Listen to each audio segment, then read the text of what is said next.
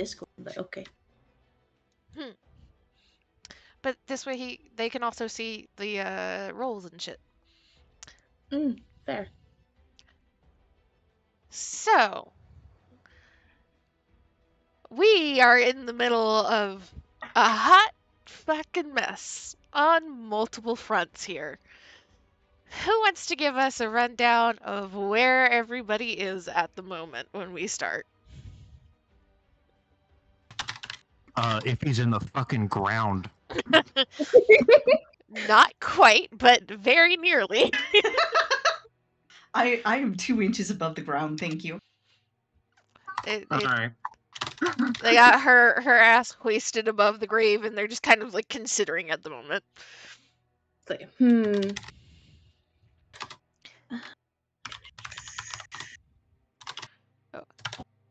Iffy has been picked up by a doctor acquaintance and his medical droid, Mindy. Carted off to parts unknown at the moment. Tia is with Zavik. Just have one of Having- those nice life-changing conversations. Having a bit of a spiral. Just a little bit of a spiral. A little bit. Vilexa has made her way back to the cantina with some useful information. Information that is going to be further parsed down by what Kane has discovered as Kane and Connor are trying to reconnect in the maze-like tunnels in Skip 1 away from the main cavern area. Both running into questionable, interesting individuals on Skip 1. Somebody that Kane knew in another life is able to give information, not happily, but information. And somebody that Kana is more than a little sus of, that she is trying to not draw the attention of currently. And I believe, correct me if I am wrong, Amy, oh great note taker, we are starting with Iffy and Mindy Yes. this session. Yeah, last session we ended with Kane and Tia getting their messages from Iffy. We're starting off with Iffy and Mindy. Okay. So, let me see which one of these it was. Yes. I'm sorry, I just noticed the title for the stream. It's just, what do you mean, shot? Well, That's what you named the stream. Cody. That was an accident. I mean, I will take 8 dark side popped points. Please don't. I mean, if you want, my screen is very dark. It said I don't have vision, and I was trying to click off of that. Gotcha. Okay. Black screen. I also don't have vision, but that's fine. It's what Iffy sees right now. Let me fix the destiny points before I fucking mess up somewhere. Why is this saying this?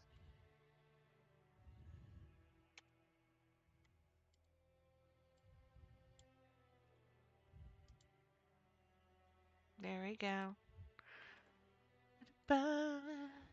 You want to be charitable. And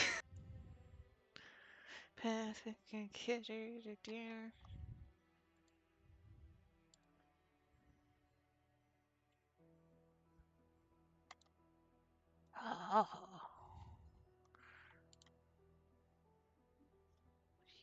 Do you see anything now? Yes. Okay. So,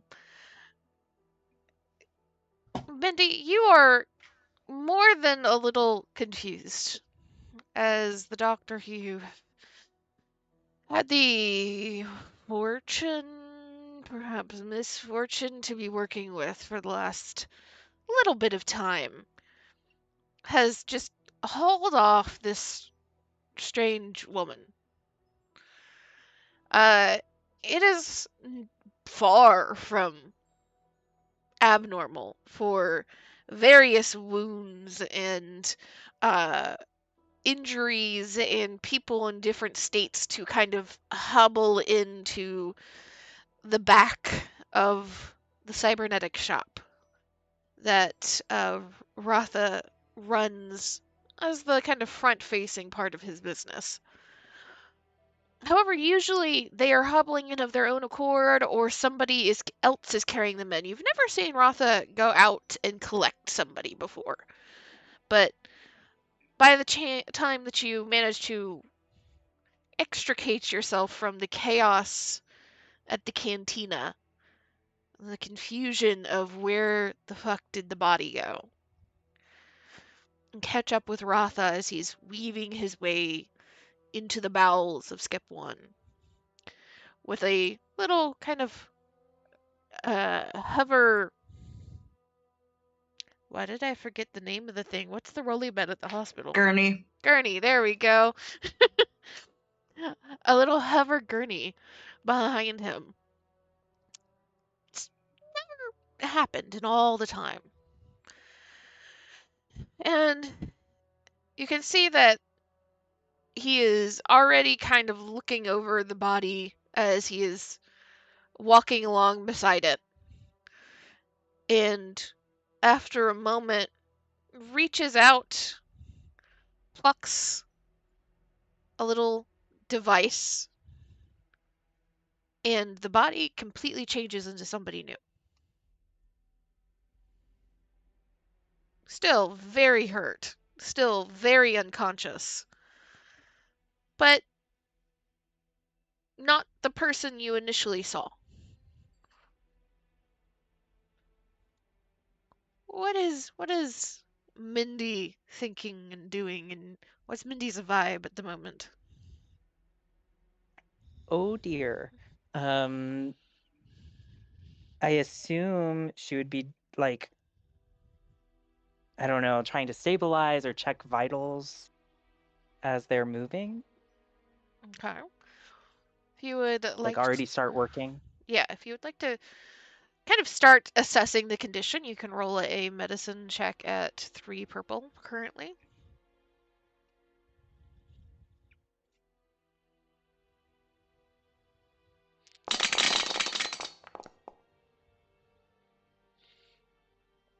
So as you're kind of hurrying along, though, that's going to be very real here. Ratha's species does not grow very tall. So his hurrying is not too much of a stretch, even for your droid legs. And you reach out and you kind of start doing the very basic scans to try and assess the damage and assess what is going on with this patient. And uh, you know, like the very basic scans, and you can see it already just from your initial view of the woman, of a fairly tall, younger woman, near human in species. Not. She is largely unharmed except for the very fresh wounds. So, as you do your initial scan, you don't think that she is somebody that is usually in the sorts of situations that she currently finds herself in. She's been shot a few times. You can see the blaster wounds kind of in her gut and shoulder. But by far the worst of the wounds is the shoulder all the way to fingertip of her left arm. Still sizzling.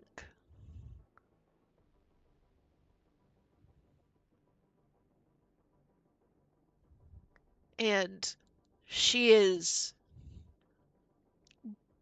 alive, breathing. There is a heartbeat, but it is barely there.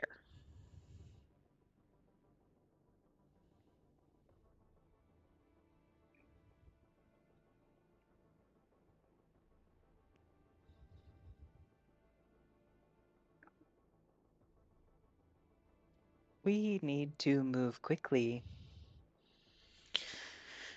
You're fucking telling me. I don't even. What the fuck was she thinking getting shot by one of those fucking guns? She think I just work magic? Looks up and down at the wounds. It appears so. There's a little bit of a scoff as you turn another corner and you can see ahead the shop that you have called home for a little while now, where Rotha has a very small kind of second-hand cybernetic store in the front, and in the back is for the right price, where he keeps and takes patients. Um, it's a very small clinic. You can only fit maybe 3 people if somebody is okay with sitting in a chair back there for any length of time. But it's clean, very meticulously put together, and not a speck of dust found anywhere. And you know this because this is one of your daily chores by Rotha, is a continuous cleaning of this area. And as soon as you move through the doorway, you already see some of the, well, we'll call them partners that Rotha works with to acquire some of the cybernetics, hanging around, probably waiting for Rotha to try and bargain with him for some little bit or bob they have found. And as soon as he sees them, he just like shoves the gurney in your direction to grab the side of and guide in. And you hear him in very angry Huttese starting to chase these people off. And as soon as they take a few steps away, slamming the bars to the shop down and turning off the lights.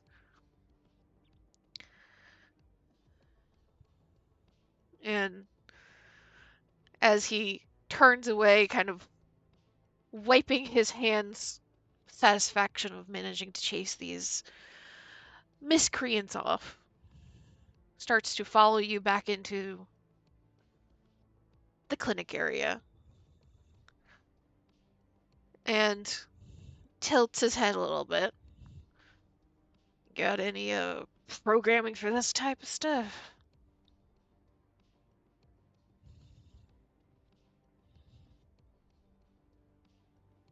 I'm sure we can make do. And there's a little sniff, and he nods. And will kind of shift some supplies around and bring them alongside if he's bed.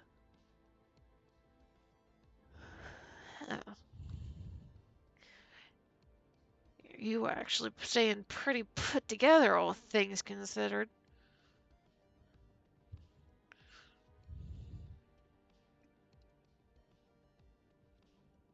Was he saying that to Mindy or to Iffy? To Mindy. Oh, okay. I've been in an operating room before.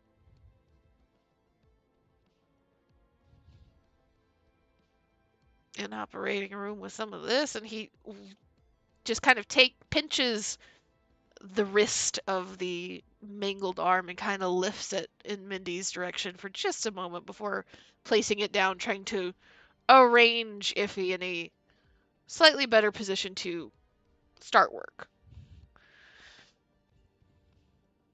Her head tilts to the side in almost of a twitch. Well, not quite the same. And he kind of gives a little grunt and a nod and takes a moment to kind of step back and look over Iffy, considering for a moment. And we'll list off a few things that he needs you to grab from the back, and as he does, he will start the stabilization process, more or less. And then I need to grab my dice set here.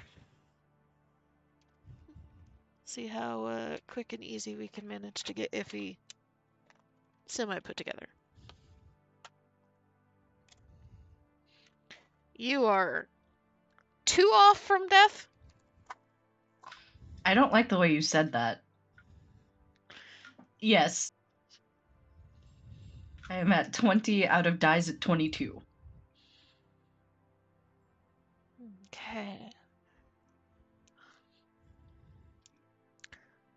Let me see here what we got.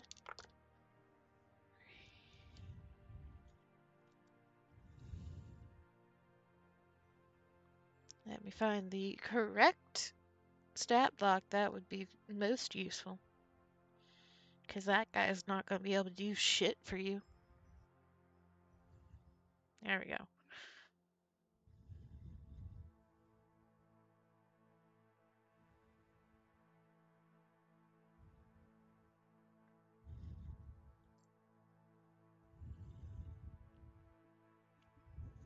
A lot of work.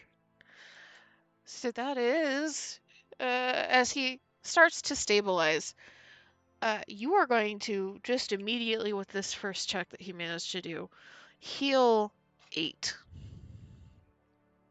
I love that for me.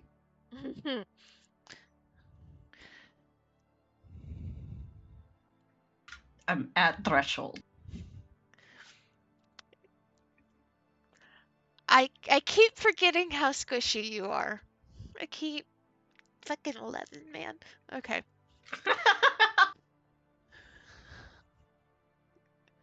So as you come back, Mindy, and he has started to kind of at the very do some very basic stabilization. You can already see just from the little bit that he has managed to do, slowly but surely this woman is starting to breathe a little more evenly, though she is still out cold.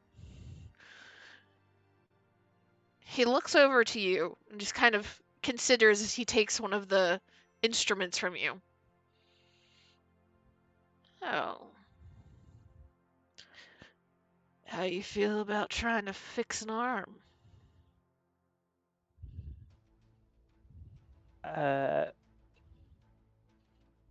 First time for everything. And he'll nod and kind of gesture for her to come over and will start to advise on how to try and salvage the arm as best as possible. And is Mindy listening to everything he's saying, doing exactly what he's saying? Is she trying to pull some experience or some programming that she has otherwise and doing her own thing a little bit? Tell me where Mindy's at with this. I mean, her programming would be to listen to the doctor. But if he said something that was contrary to what the majority of doctors would say, she might feel differently. It's less that he is saying it, he says anything that is contrary to doctors. It is more that occasionally he'll say something like, don't worry about this step because it's just going to waste time.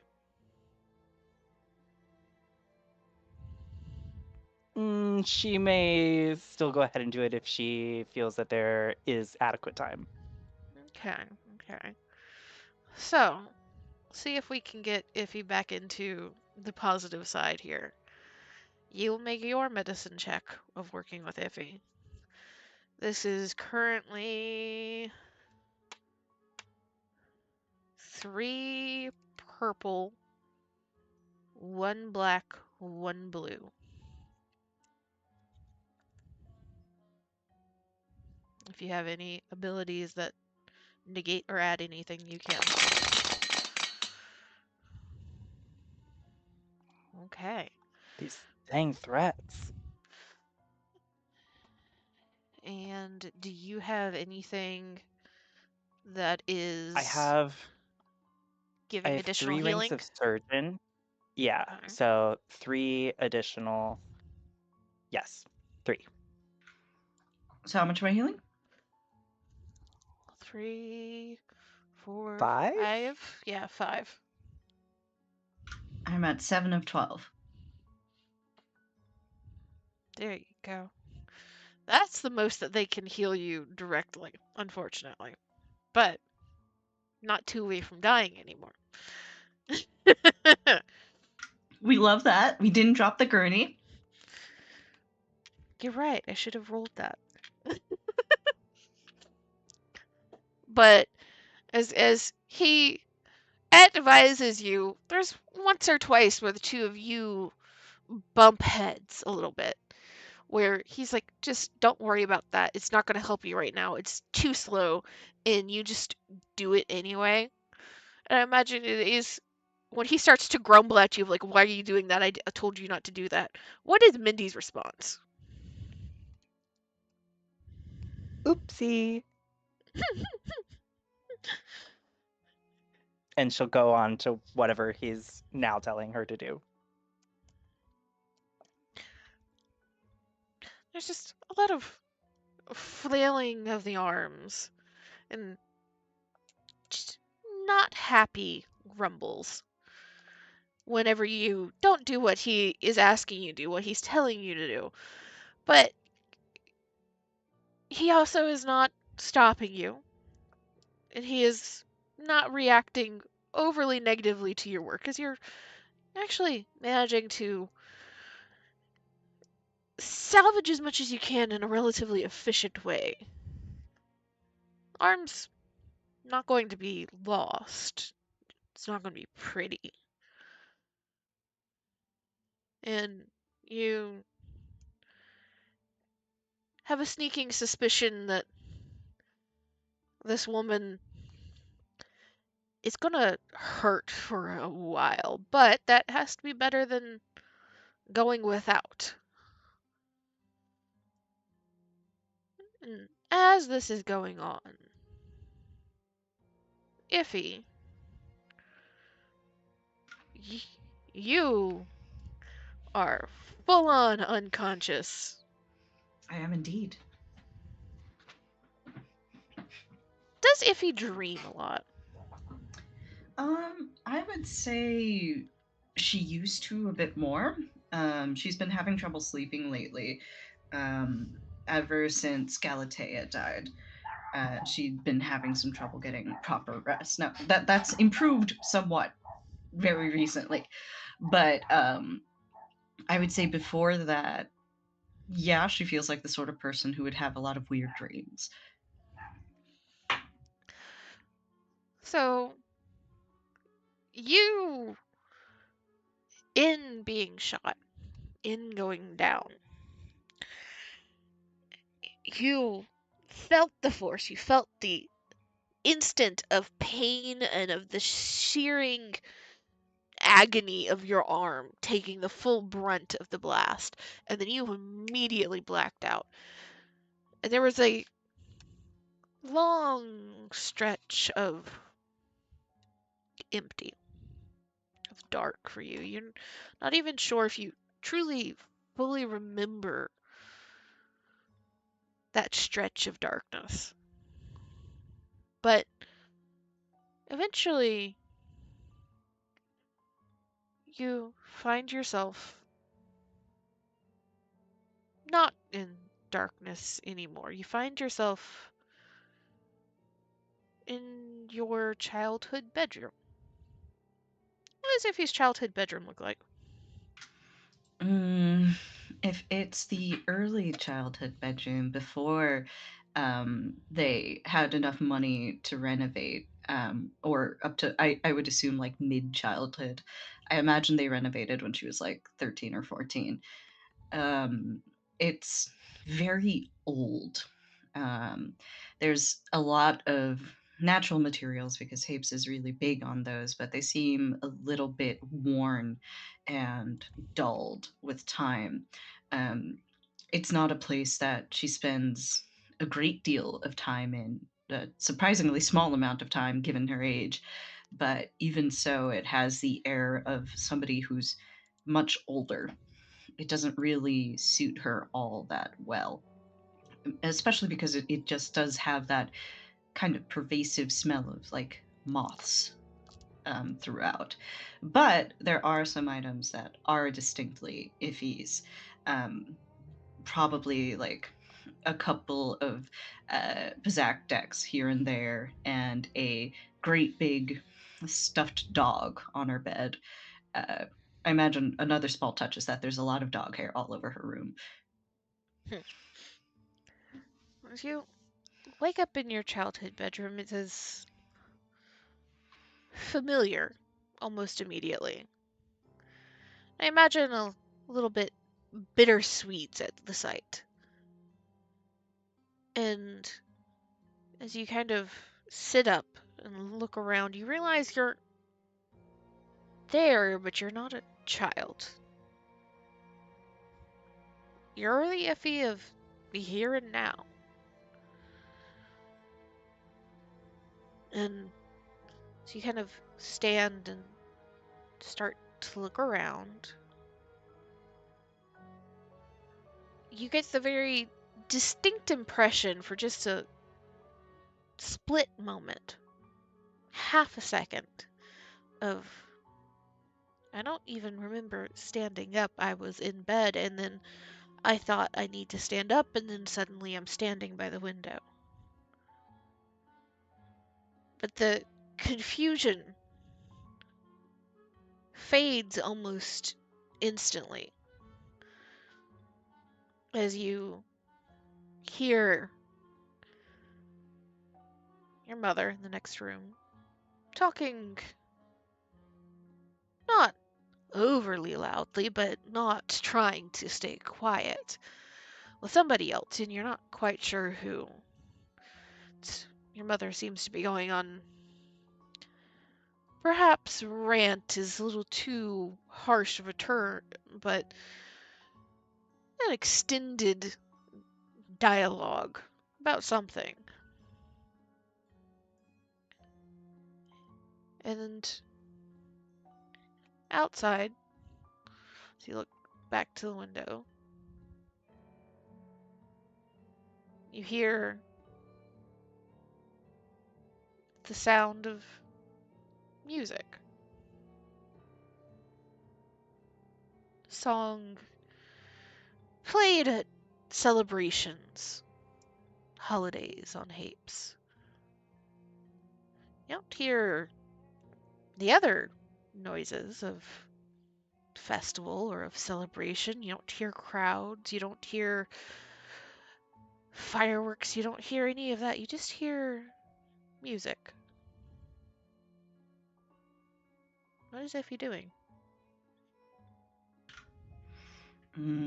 I think that if it's the Iffy of here and now, hearing her mother's voice, it makes her pause for a second as these dueling waves of emotion hit her.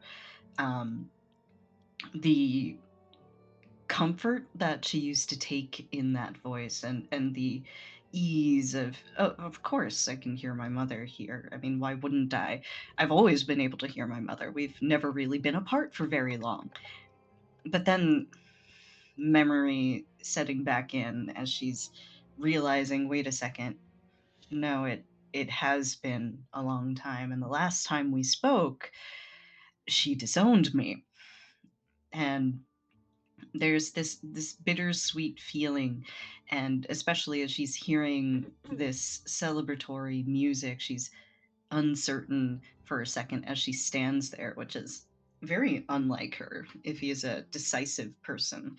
But there's still, even for all of her development and all of her, at her big age, so to speak, she still wants to be able to speak with her mother again. And so I think she's going to head toward the sound of her mother's voice. So you head towards the door of your room and open it. On the other side, it's not the house of your childhood. It's the house your family, as far as you know, still has. House last time you were in Hapes, you were at. And your door opens immediately onto the living area, where you hear your mother's voice much clearer, though you don't spot her immediately, and you see her shadow out on the veranda instead. And you see the shadows of other people just hidden around the wall. Do you continue directly towards your mother?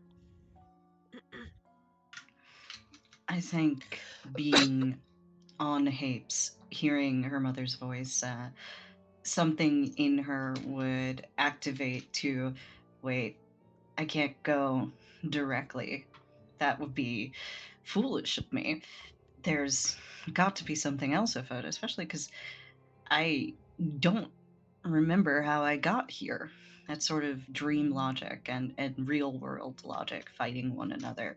So she stops in the hallway for a second to try and listen in and see if she can figure out what exactly is going on. Roll me a perception at 2 purple. Gotcha. Perception at 2 purple. Yeah, sure. As you're kind of standing there listening, again, your mother has not stopped talking. She is still in on whatever subject got her going. With that carefully calm, carefully precise, carefully correct tone of voice, which you know all too well from interacting with just about anybody outside of the family. It's hard to parse out exactly what she's saying at first, but you hear a few things. Words that don't make sense to you, but you hear a little snippet of a sentence of, "That's not our deal." Then you don't make out the next few lines, and then you hear, "The exchange is just not working."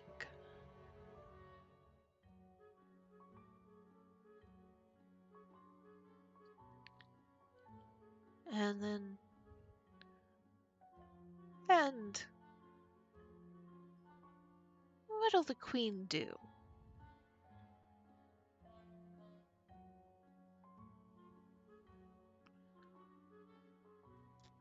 And very shortly after that, there's the sound of movement. You assume whoever she's talking to has shifted and moved a little bit. The clinking of metal and glass, of somebody perhaps taking a sip of a drink. And then you hear, to your surprise, a male voice you have never heard before.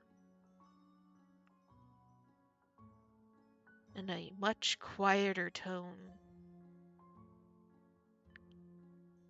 Almost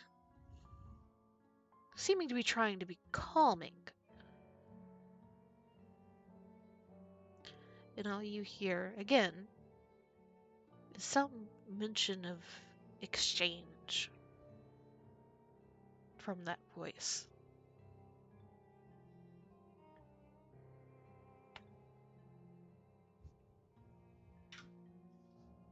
Iffy is extremely curious at this because one doesn't simply taunt the Queen Mother. And even though she knows that her own mother has always been ambitious, this is a new development, and certainly one that's surprising, even to Iffy, who herself never ever speaks against the Queen Mother, especially on Hapes proper. And even more confusing than this is this strange male voice. So, not entirely knowing what it is that's going on, but feeling compelled anyway to assist in finagling whatever this deal is. If he will fetch her data pad from her pockets or wherever it is, wherever it may appear, and walk in toward wherever this meeting on the veranda, you said, is happening. And she will make sure to announce herself as she's coming in. Afford just a second of extra reaction time. And she calls out, "Hey, I got those new reports you were telling me about. We're doing really well for ourselves this year." As you walk out onto the veranda, it is warm. There's just a moment where, again, you are hit by the nostalgia. No place feels like Hapes. No place smells like Hapes. Yes, you've been out in the sun places, on other planets. You've had wonderful days. You've had places that have been close, but it's never quite the same. And that nostalgia hits and it pauses you for just a moment. One foot still in the air as you're trying to step out, speaking very matter of factly. But as you speak, conversation continues as if nobody there even heard you, let alone saw you. And you turn your gaze towards your mother. You see sitting across the table from her two individuals. Roll me a force at 2 purple. Oh boy. Force of 2 purple. Wait, where's that on my sheet? Oh, there it is. Force 2 purple.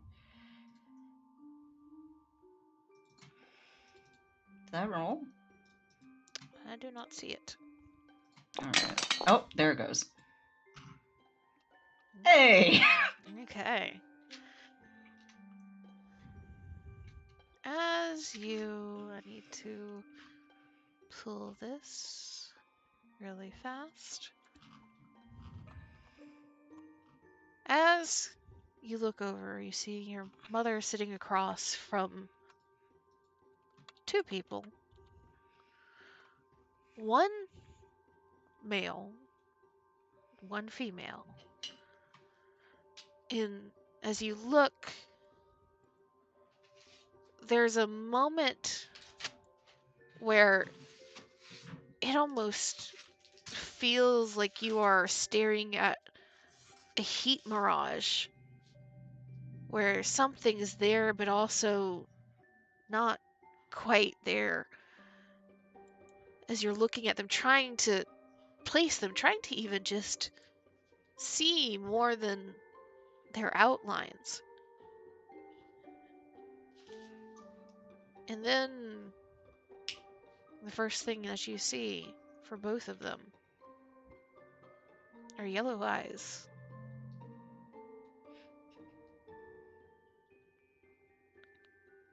And you see the woman who's sitting back very calmly, with yellow eyes and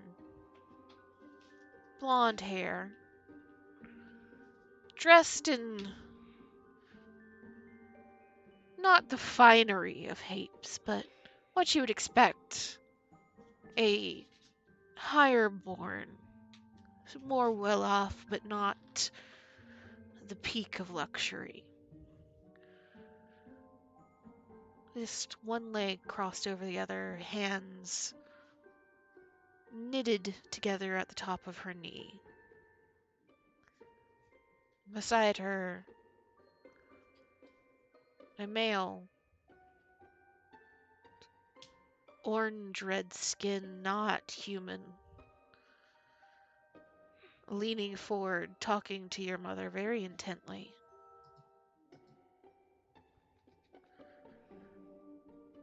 And that coldness, which you felt on Abathar, comes back. First, just racing down your spine like a chill. And then, as soon as it reaches the base of your spine, suddenly the warm sun of Hapes and the beautiful veranda that you are on are gone, and you are doused in freezing darkness. Like you just instantly fell into the deepest depths of the ocean.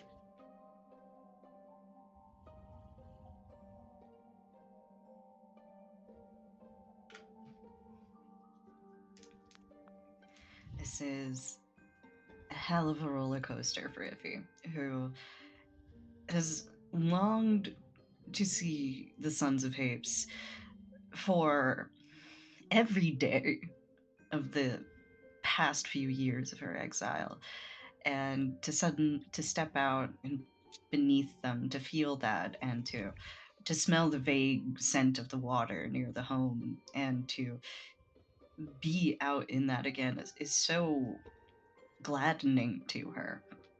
But then there's this choking sensation when her mother doesn't acknowledge her at all. And I imagine that at that moment she sort of stood there, mouth hanging open for a little while, her eyes just widened in hurt because she genuinely couldn't tell if people were just ignoring her, if that's what her life had come to, if that's just what people think of her now. And then to feel that coldness once again, I feel she took a couple steps backward, maybe tried calling out to her mother, sheepishly almost, to tell her that, we can't deal with people like that. We shouldn't be dealing with people like that. But as soon as the words start to form, she falls into this darkness, and a darkness with which Iffy has always loathed, but loathes all the more now for its distance from this warm sun that she had wanted to see again just so badly. And as the coldness seeps in, as the familiar fear seeps in, as she starts seeing in her head these images of what had happened on Abathar, those last few moments, I think if he starts to scream. And as you scream, it feels like you are only falling deeper and deeper and deeper. The blackness that has already been so complete that is surrounding you only feels like it gets more infinite, somehow even darker. And as you scream and all of the energy and heat that is in you seems to seep out with your very breath, suddenly there is a jolt as you land fully on the ground, back on the ground, and looking up,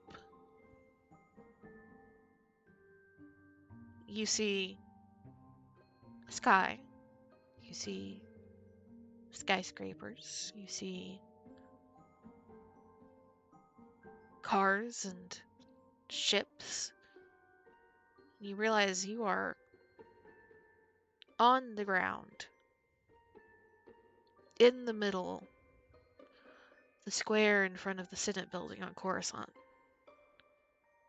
A place that you have become much more familiar with, more familiar than you thought you ever would be. And arguably, as close to a second home as you have ever managed away from Hapes. As you sit up and look around, everybody is walking and talking, and nobody seems to notice you. Nobody seems to even glance in your direction. And then suddenly, the brightness of day is immediately turned red, and you look into the sky and hear it before you even know where to look. You see one of the grand cruisers that's always in orbit around Coruscant is on fire, crashing and plummeting through the atmosphere towards the city below. And then another, and another, and the sky has turned red with falling ships.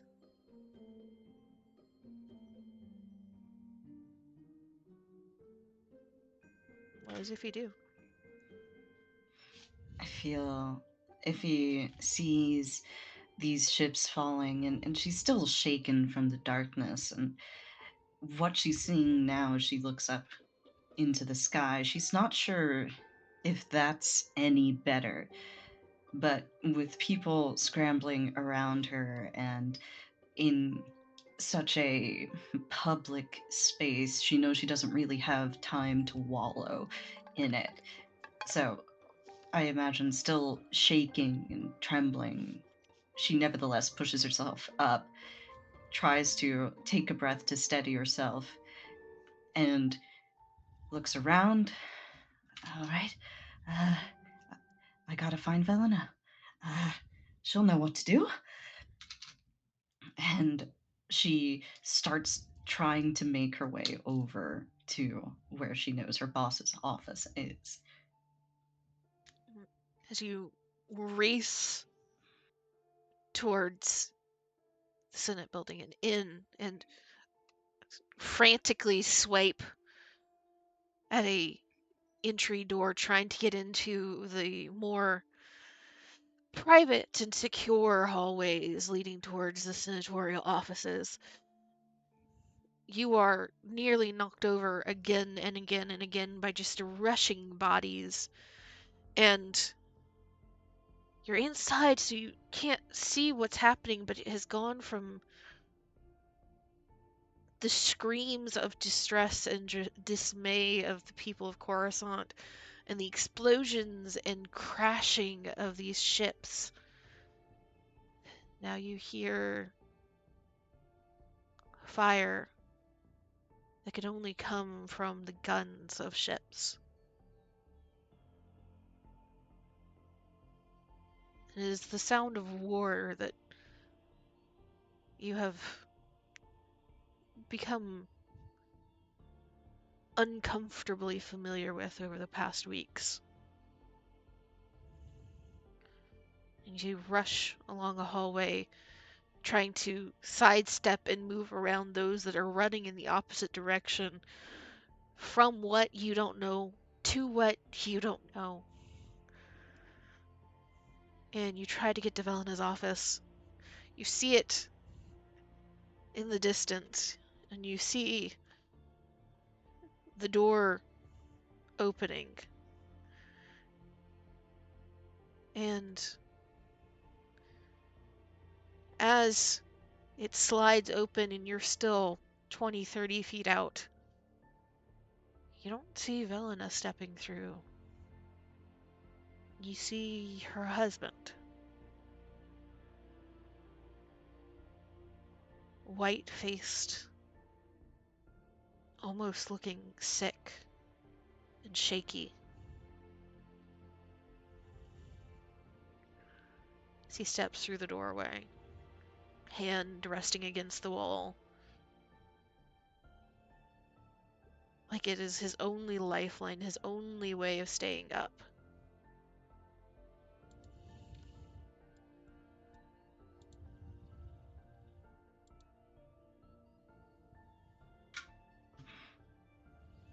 There's a feeling of dread in the bottom of Iffy's stomach, like a stone that just keeps growing and growing with every step further into the Senate building. And when she sees Ryzen like this, who has been very good natured and he and Velna have been kinder to her than most people would in her circumstances.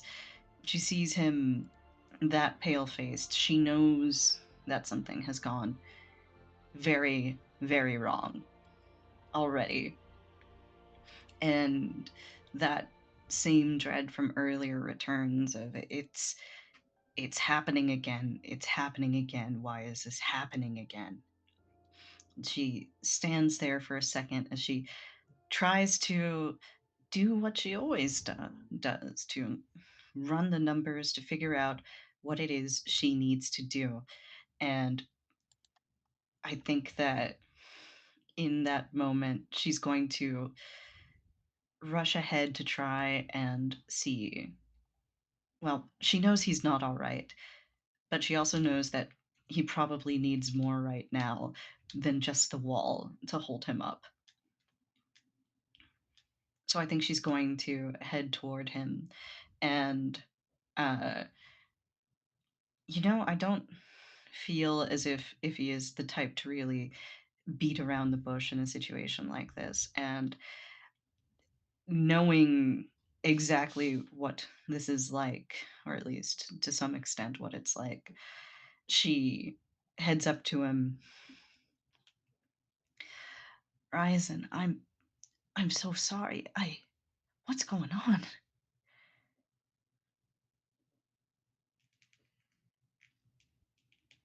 As you approach and start speaking, it seems like there's a moment where he doesn't process you, doesn't notice you, but then there's a furrow of his brow and then a rapid blinking as his eyes turn to you.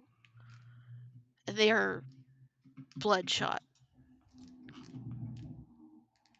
And he stares for uncomfortably long for you, though likely only a second or two. They jumped. They jumped from Hapes.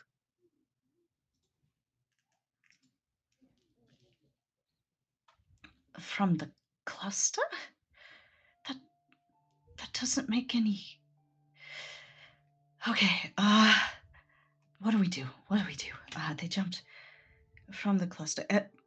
Everybody here is gonna have our heads in a second. We need to get out of here.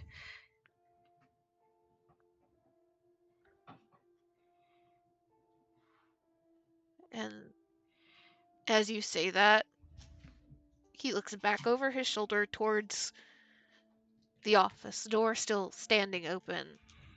He just shakes his head and seemingly lets gravity take him as he slides down the wall, sitting down.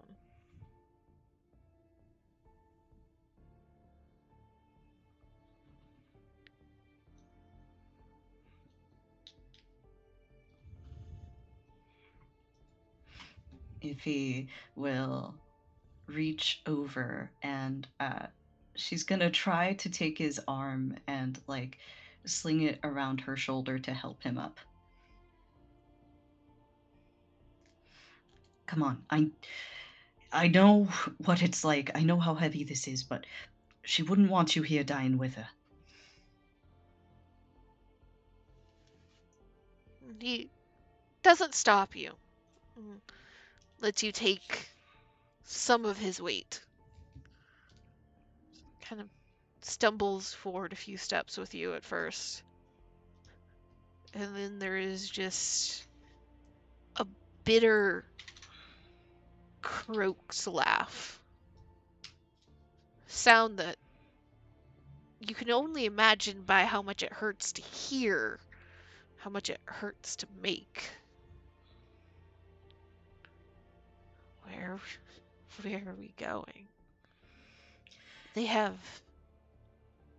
everything.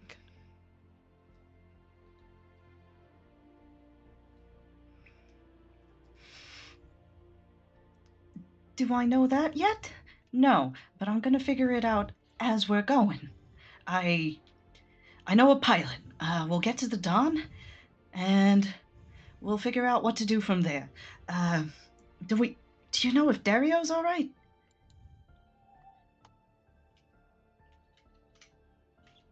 There's just a kind of a wavering as he walks with you.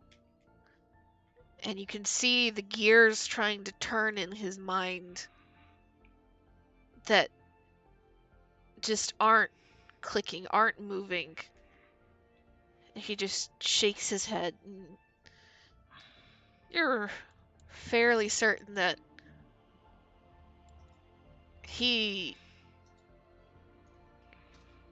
there's not even a will to figure out left in him. Ify nods. All right, that's okay. She's always been pretty clever about stuff like this, so either she'll figure out where we are or we'll meet back up with her. One step at a time, right? Gotta focus on the thing that's in front of us. And, geez, let me tell you, have you ever considered that you're a really big guy? As you're trying to talk to keep both yourself and Ryzen focused. Roll me force with 2 purple again.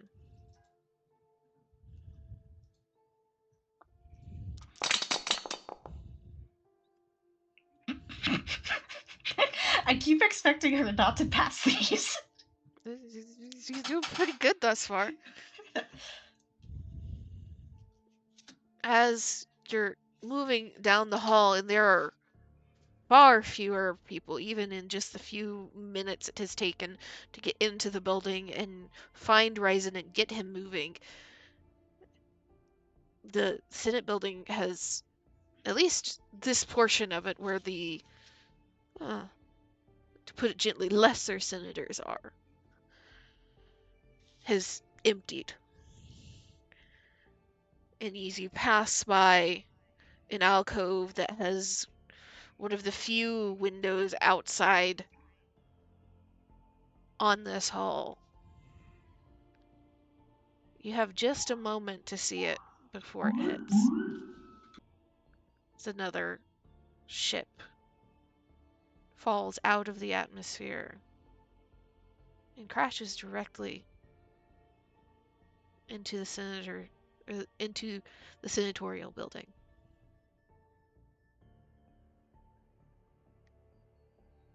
And there's just long enough for you to see and to process before it's all gone.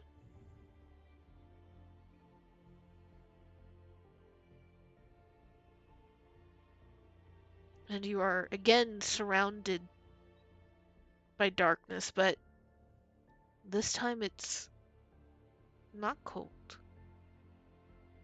Though it's unpleasant for its lacking. It's not terrifying either.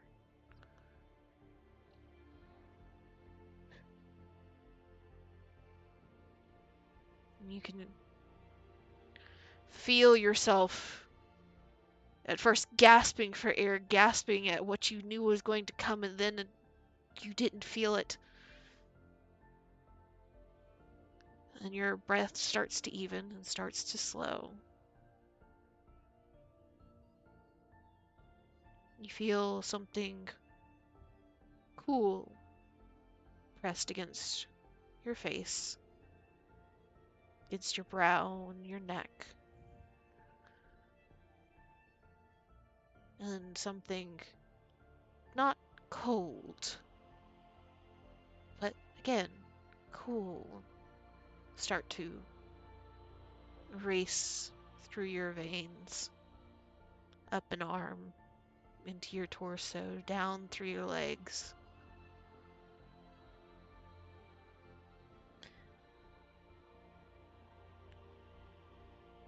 And in that moment, floating in the darkness, starting to feel yourself calm, both by being away from the situation and by what you can only assume is out of your control. Where is Iffy's mind? I think as Iffy is starting to drift in this cold, as something is happening and as she's still processing what happened in the Senate building, I think she's thinking two things. I think she's thinking, whatever that was, I need to stop that. And then the next one is, I need to get back to Tia.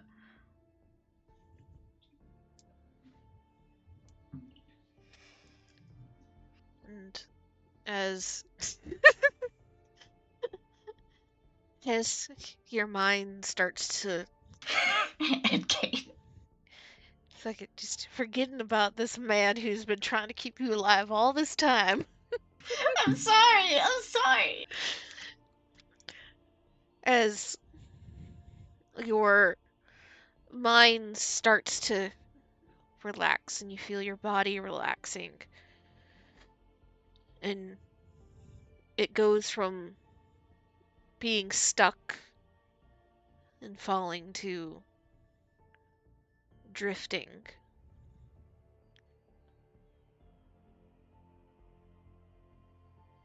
You see, almost too far away to truly parse a light. You realize it's almost like looking through a distant window.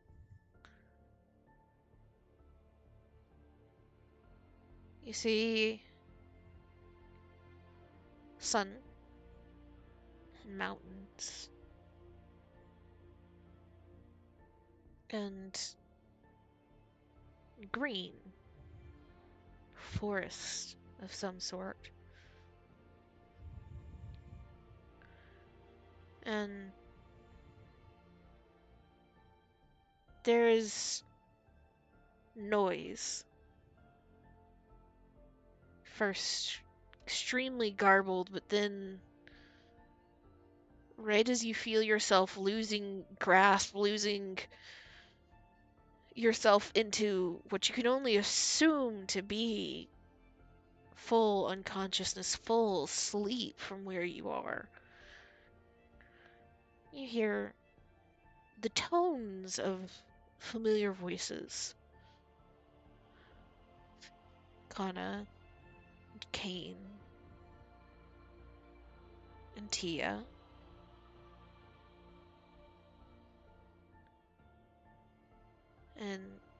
But before you can parse it, you are fully gone.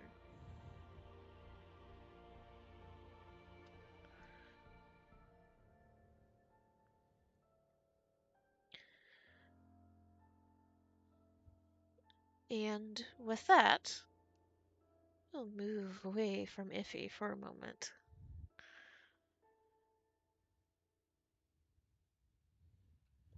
See here. We were gonna go with Tia next. Tia and Vialexa. Okie doke. I'm having to say that to Wait. keep myself on track. Wait, Piper's gone. Again.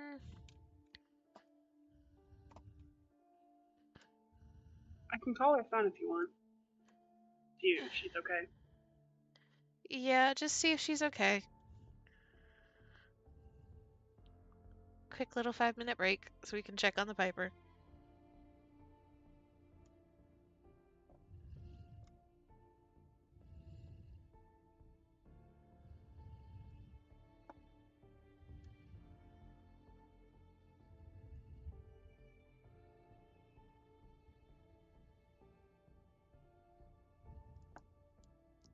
Realizing that dice towers are easy mode with FFG dice. These are all the easy ones to stack. Mm-hmm.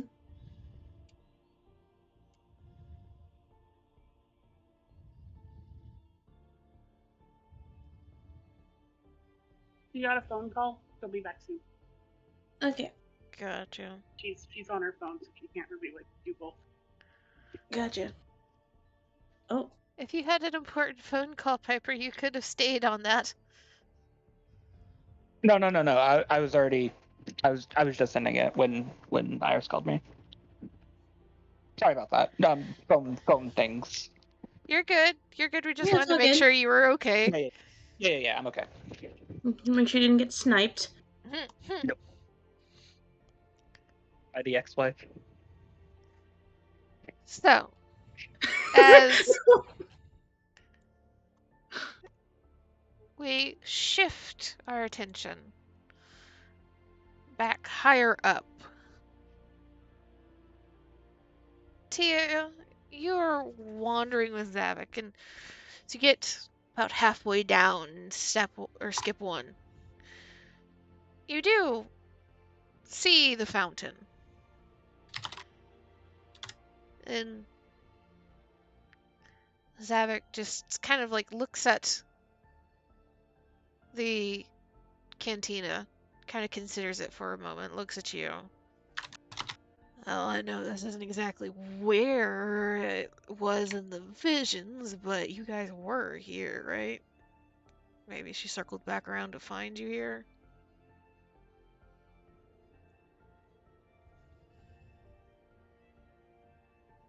I imagine Tia just got the message and she's We'll reading pause it. that for just a No. moment.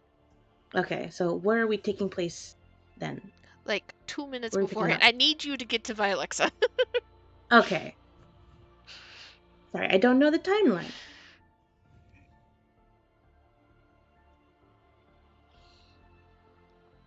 Alright, well, Chief. Ow!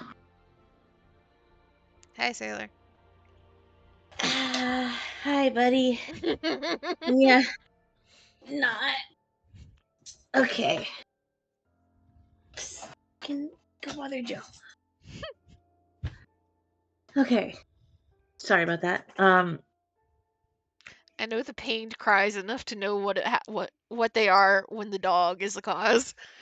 We need to trim your nails, buddy.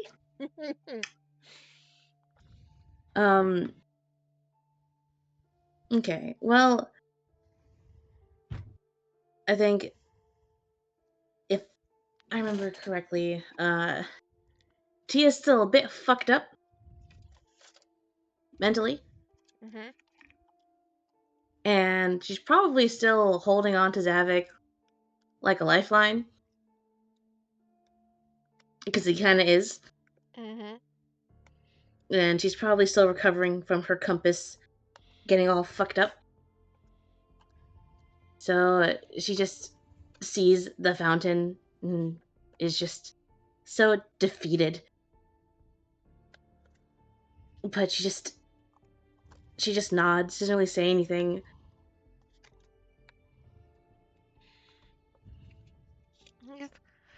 Holding you up, kind of arm around your shoulders, without too much complaint, and keeping a good pace, but also trying to make sure that you are keeping upright and steady as you move.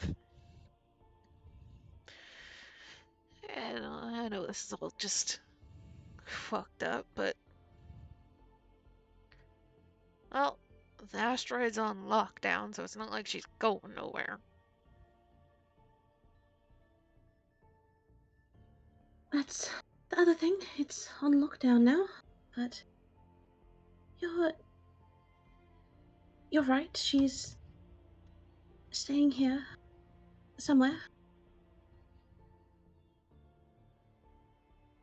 And so you step into the fountain. There is a good crowd there, as it is where a healthy portion of people that were out and about moved when they saw lightsaber fighting happening and then heard gunfire immediately after. The nearest open door was somebody they were pretty confident was not going to kill them. And so you step inside and kind of scan across the room.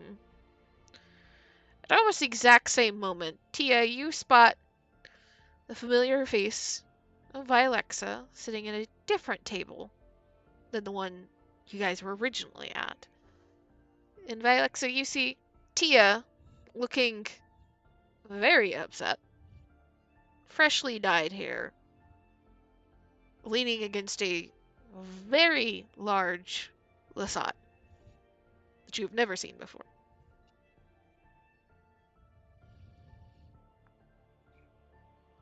Mm. Bartender, whiskey for the lady. And the friend? You wave for one of the waitresses who's been trying to circulate and has already gotten you a drink before. She just kind of like looks over towards Tia and Zavik with a little concerned furrow between her brows, but nods. Will wander over towards the bar as Tia, I assume you lead Zavik closer to Vilexa, Yep. and Zavik just kind of gives this kind of casual, like, two-finger salute towards Vilexa at the questioning tone. Mm. And I imagine Tia just kind of just plops into a chair, bringing like one foot up on top of it to just rest her chin on her knee. And her hair is dyed; it's completely black now. She's also covering up her tattoos with makeup, so those are also nowhere in sight. As she just sits and just looks at Vilexa and just kind of pulls out. Can you 1 second? Come here. You know, if you wanted help with the makeup, you could have come to me. You're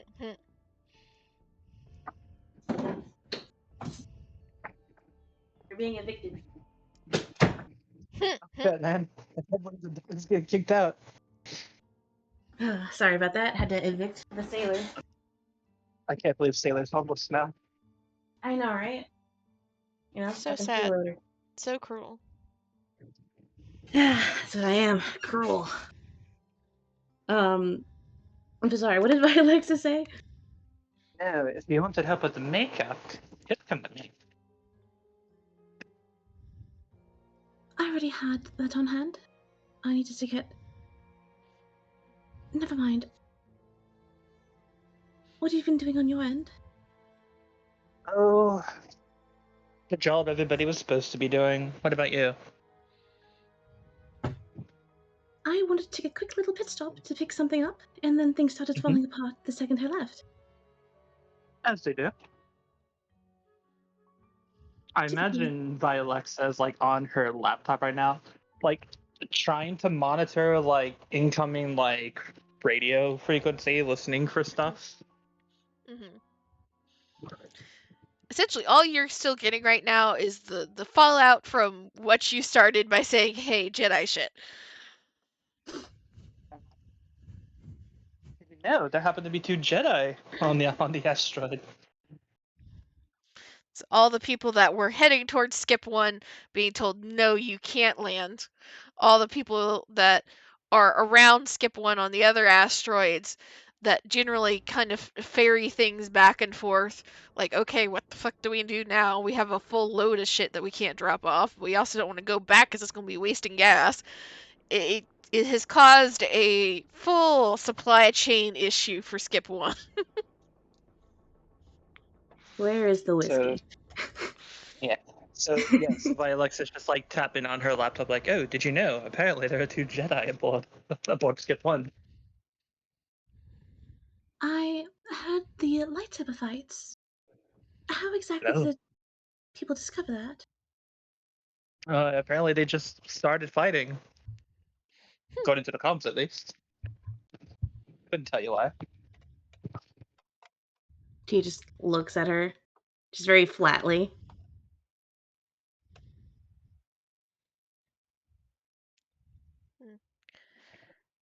The whiskey is brought over and placed in front of all 3 of you. As Zavik has also slowly sat down as he's found that the 2 of you are not immediately shooting each other, so that must be good news for him. And he takes the glass in his hand, kind of swirls it. It is almost comically small in comparison. And he kind of like eyes you via Alexa, very much trying to like you know when somebody's trying to size you up, not in a fight way, but like a like, okay, what do I do with this person way? I just give him a wink. And you just see a brow raise, and then a sip of the whiskey, and it slowly goes back down to the table. So I'm assuming you're also in on the debacle. He just kind of like raises a finger and kind of circles it in the air to like a gesture of like everything. And you, Vilexa, see the suspiciously black stained fur on his hands. He looks to him and then looks at Tia. Given that little like eye flick, like how much? Of what? Like how much? Like how much did you tell him? Like that sort of like eyebrow raise. Trying to communicate in girl talk. How much did Tia tell him about the group mission? Not a lot. It has Yeah, been not much. She didn't tell primarily, him very much about that. yeah, it's been Yeah. primarily Tia and then her own shit. Or not Tia, Yeah. Iffy and her own shit. So she, Yeah. I don't... Okay. Tia just raises a glass, takes a sip, and just there's just a slight little wiggle of the fingers of like tiny. Yeah, I've done. I'm helping here and there out. It's not my job, but it's my assistance. And he nods. And kind of is looking around the bar now, like getting a rough estimate of the people inside. And that's the moment, Tia, that you get a message from Iffy.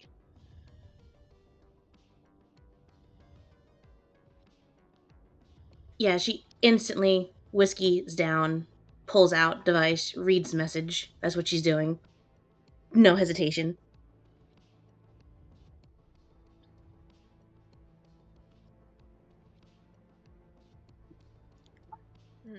Zavik has turned back to Vialexa. Is kind of leaned. And Vialexa, you are in amongst the underworld enough that this is a man that is comfortable here. He doesn't seem to be put out by the chaos that has been happening. And tilts his head. So, I understand if you're not going to be the type that's going to be telling me much about what exactly you're doing. But For that. is it actually something we need to be worried about that, our mutual acquaintances with glow sticks started doing some weird things a couple floors down? I'll give you that one for free. We should 100% be worried. For them or about them? Vialexa pauses. I mean, they'll probably be fine. It's more her that you probably need to be worried about, and she kind of motions towards Tia. And he looks towards Tia. And there's at first a smirk on his face, where it is very much that uncle that I have a story to tell. And then sees Tia's expression. And his mouth closes.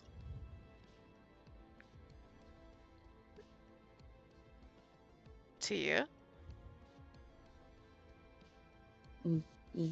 Tia's face is kind of just very, very pale as she just kind of just stares at the message. And she takes like a really deep breath that kind of really shudders a bit as she lets it out.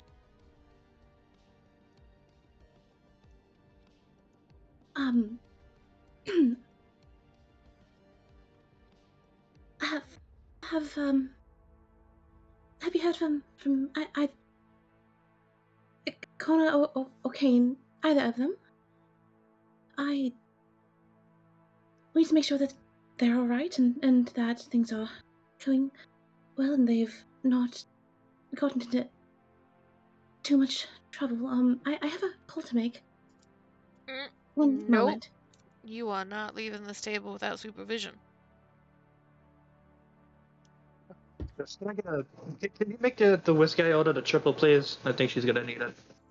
As she says that, she's getting on the group chat, and it just puts sit rep and sends it to everybody. In an attempt to answer Tia's question.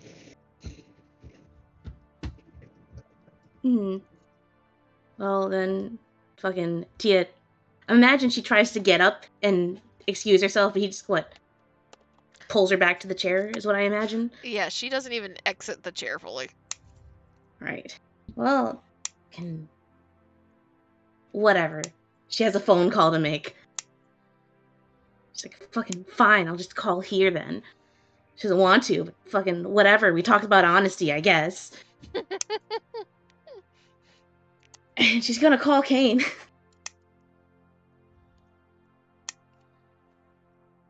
Okay. Kane, you are several floors below. You have just had your conversation with Wes. And have had a series of almost immediate things happening as you have sent out your victory. Like, I have information. I did good. Then, first, immediately after that, a message from Iffy. Then a sit rep from Vialexa. And as you are finishing reading the message from Iffy and had just enough time to process and maybe reread a sentence or two that you're trying to figure out what she's saying, a phone call from, or a comms call from Tia has come through. I mean, he's not going to say hello. He is going to just, phone ring, and then it stops ringing because somebody answered it. But he doesn't say hello. Okay, but he did pick up, right? Yes. Mm-hmm. Hi there. Kane, are you there? Yes.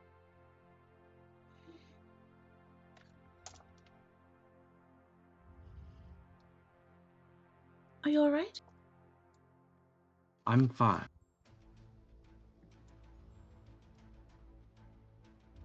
Alright. Where...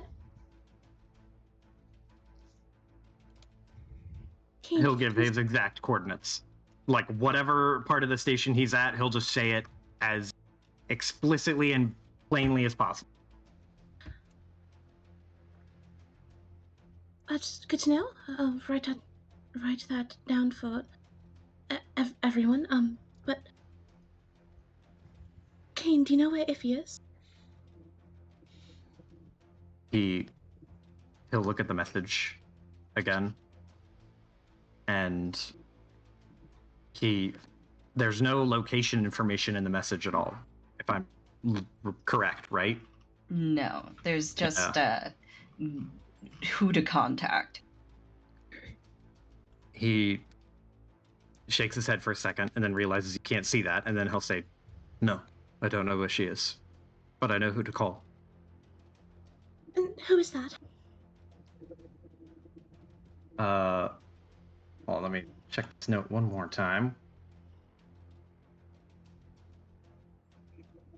He looks through the note and says, "Rotha Vana Lectrak, a doctor."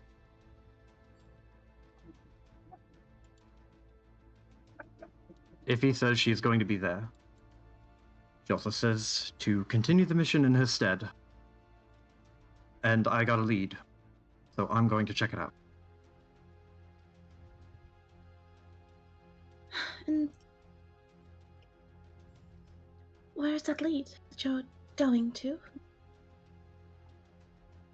The docked ships. There are a few platforms that we can check that might have a lead. Or one of them, at least. Platforms 2, 3, and 5, I believe.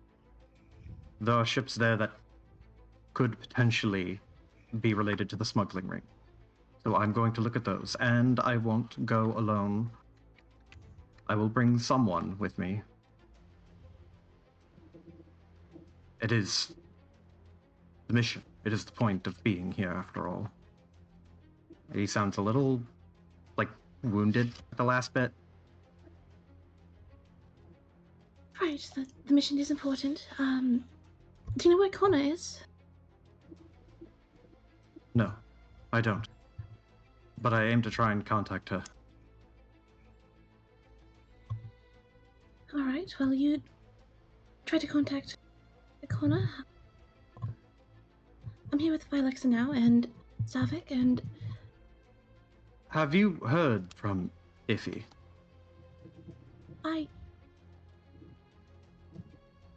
No,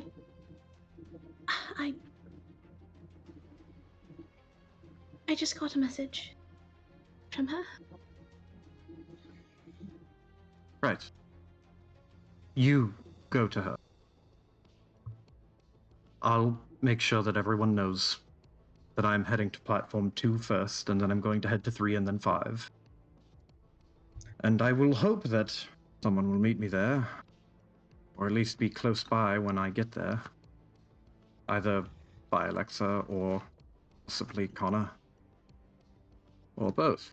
Ideally both. Preferably both. Preferably both.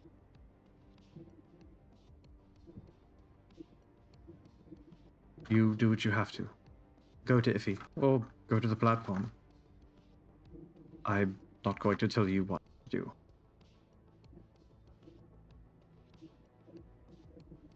Thank you, Kane.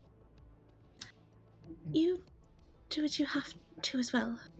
I'll relay all of this to Vi and get going. He nods, and then says, right.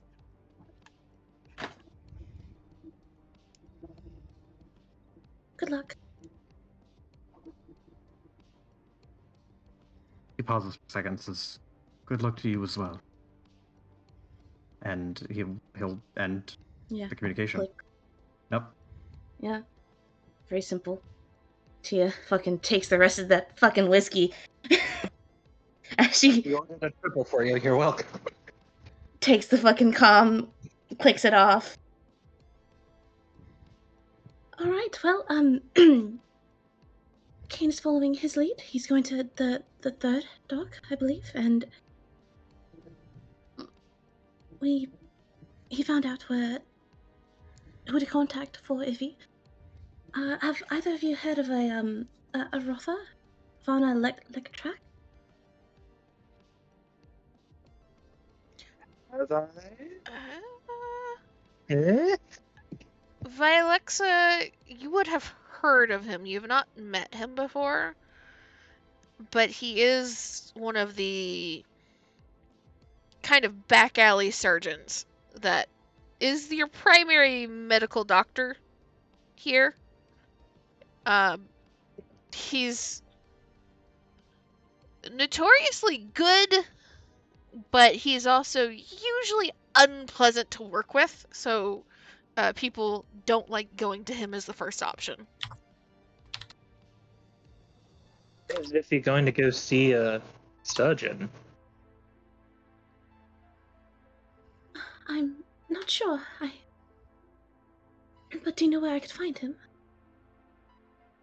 While she's about to say it, would it be meta for Vilexa to connect dominoes, or would that be too much? I would say you could, like, what dominoes are you talking about connecting here? The dominoes that I'm thinking correctly is 1, if he leaves, 2, if he goes after, or leaves without a word, and then 3 mentions us like a surgeon. So, like, the dots I think would be reasonably connect is she's going to a doctor because she's anticipating getting hurt. And it's related to Tia. So, like, would it be out of character to, like, check the bounty board or something like that to see if she's trying to do something like that? Or I think that if it's that might be a bit of a stretch. it might be a stretch. Okay. You could reasonably, like, make a suggestion of, like, maybe she's doing something related to you since she took off immediately after you, but to, like, it is, there's a lot of things that Iffy would have had to do to wipe a bounty off. I just wonder logic was okay. Okay, you were really far away and we Last could not hear you. Yeah, I was just checking to see if that was a stretch or not. If I know the address, I'll give it to her. Yeah, you can get her to the kind of the right area. Within, essentially, like, if you were thinking about, like, a city, within a block or so. Somewhere around here. Yeah. Check the alleys.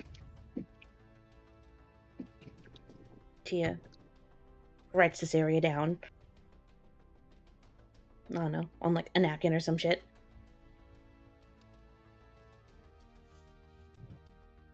Right. Thank you. You be safe. Look, I'm sort of like talking with everybody here, so just give me a sit rep.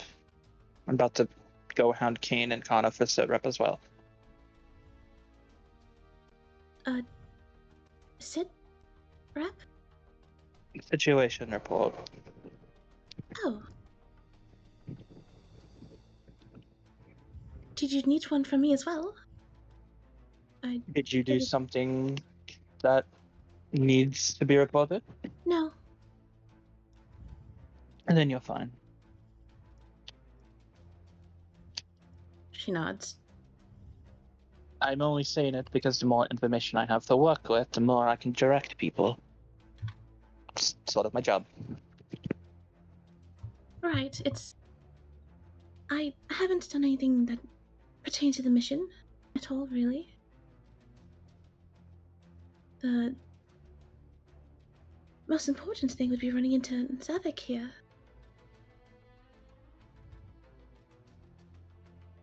Just looks at him. Anybody else? Can you repeat yourself? Anybody else? Well, friend is a way to say it, I guess. Former crewmate.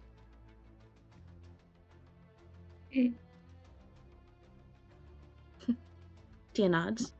We've worked together in the past.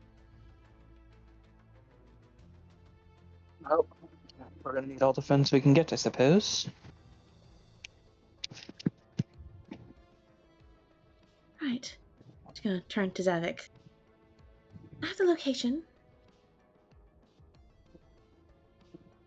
Are you going to be joining me, or did you want to work with the others? I'm gonna try and pick up with Janet on now. You're going to try and meet up with Kane and Kana, is what you said? Yeah, that's what I said. Savik just kind of like looks at Vialexa and then looks at Tia, and he's carefully controlling his expression for the moment. Yeah. Much as I would like to dive headfirst into whatever fight you all are about to be running directly into, pretty sure Kana would use that fancy sword of hers to just fucking cut my ears off if I do not keep an eye on you, at least until you get where you're going. I don't need a babysitter. Well, you did run off without any supervision or friendship, so I do think you need a babysitter, actually. Connie went with me. I went to a store 5 minutes away. Zavik, here's my number. If she runs off, call me. Gives Oh. her like 5 digits. Zavik will accept the number and kind of smirk, and then shake his head. Yeah, well, she knows better than trying to run off from me. She loses her right to walk if she does that. I like him. Looks over to Tia. Then just looks back to Tia and just kind of. There's a little smile that fades a little bit as he is looking at Tia and sees how upset she is. And don't think about it as a babysitter. You just got a free pass for a Zavik bodyguard job. You know how much that usually costs people? But if I'm also a bodyguard, does that really count? Not each other's bodies. It's a 2-for-1.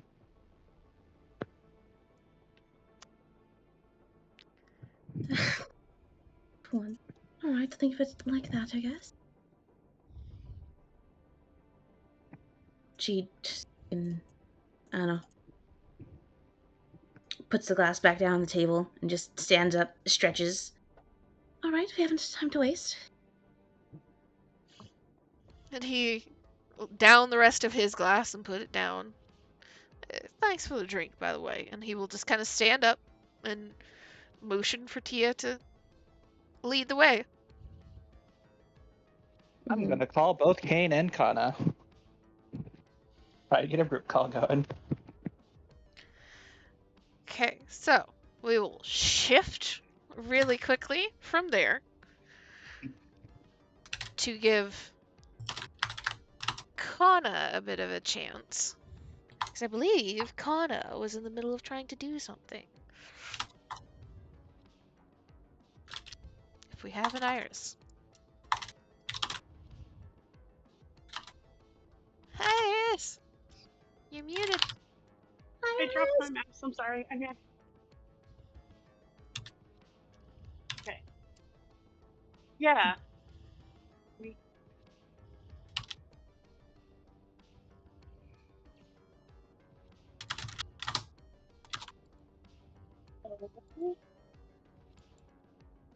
She was basically tailing these two guys, right? Or a one guy who was talking to someone. Yes.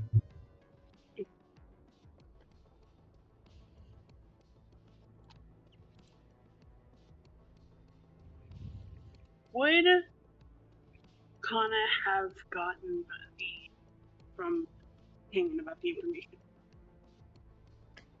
Probably would have gotten it just a moment or two ago, so there would be a little bit of a, like, just enough time to, like, read it and kind of half process it.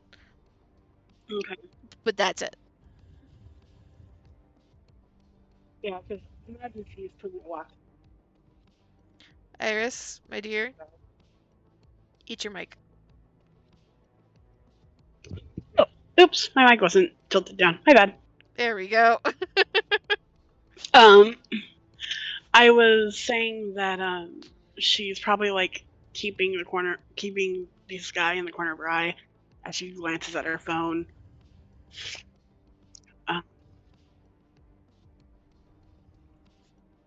Let's go to the notes. I need to double check I got the right information here.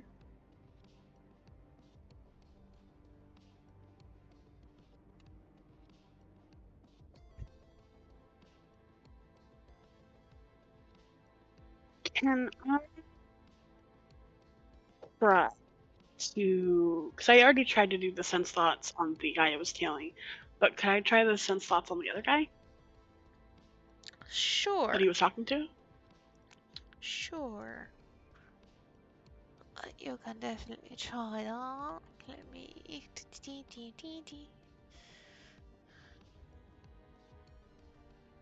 I have to look this. Yeah. So, roll me a force die. Okay.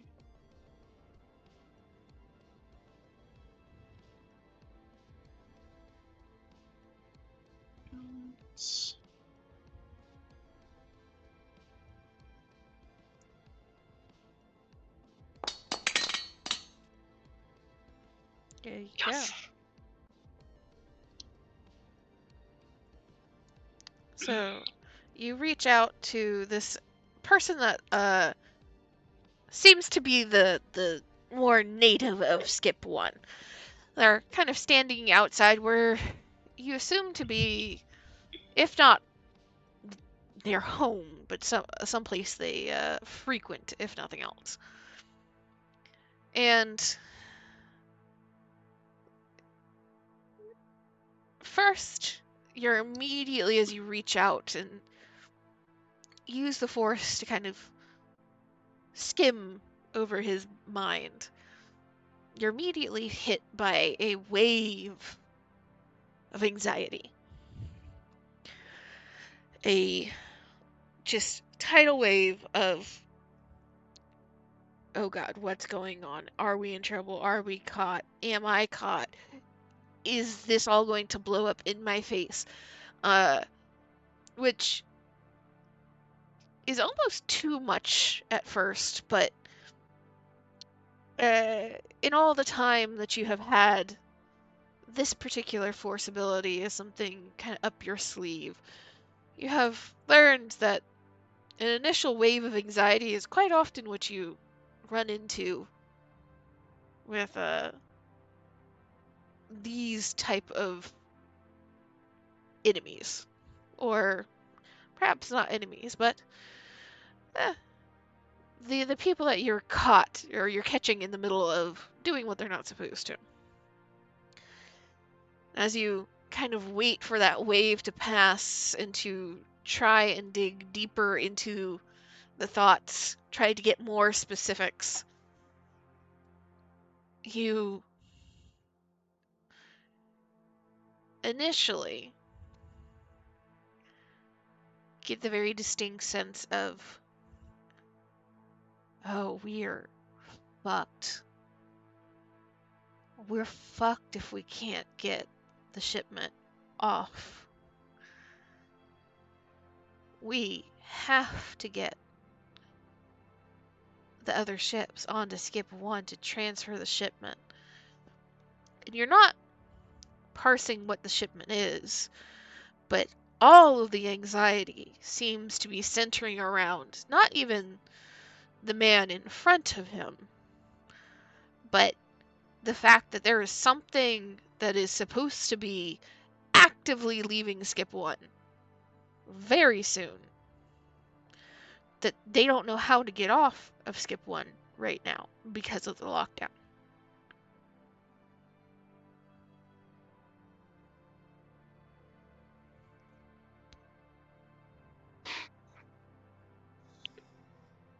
Okay.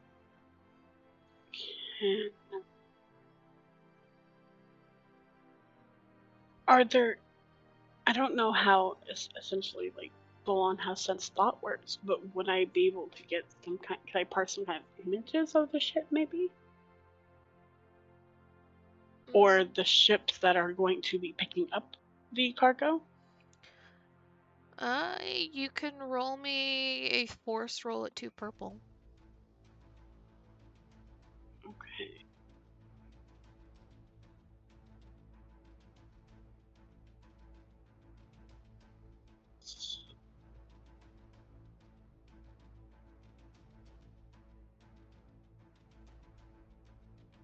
I cannot find my general force skill. So I found it. Okay.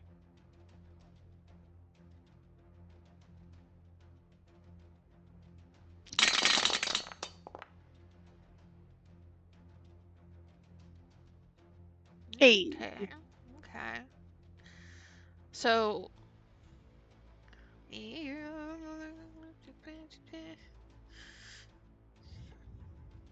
1 or 2, Iris? 2.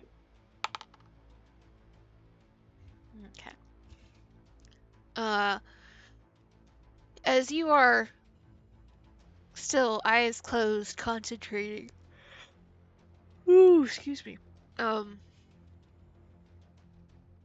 Trying to parse through the thoughts that are running through this man's head. You get a flash of several images that just kind of fade before your eyes and then back out almost immediately after. You see some droids. You haven't been around a whole lot of different types of droids, but you think that's a load lifter droid or something? And you see a modified freighter that, let me double check the numbers here.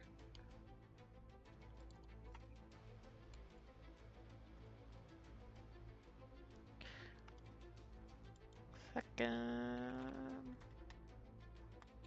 There we go.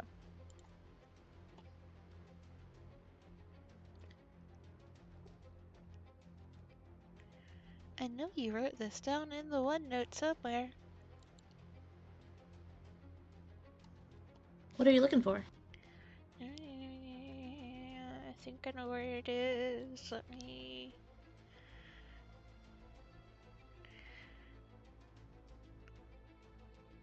It'd be helpful if I do this.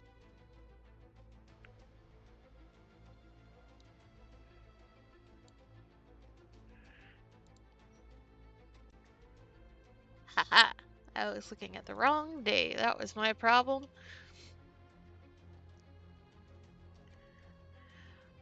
Well, you guys have narrowed it down to pads 2, 3, and 5. Mm-hmm.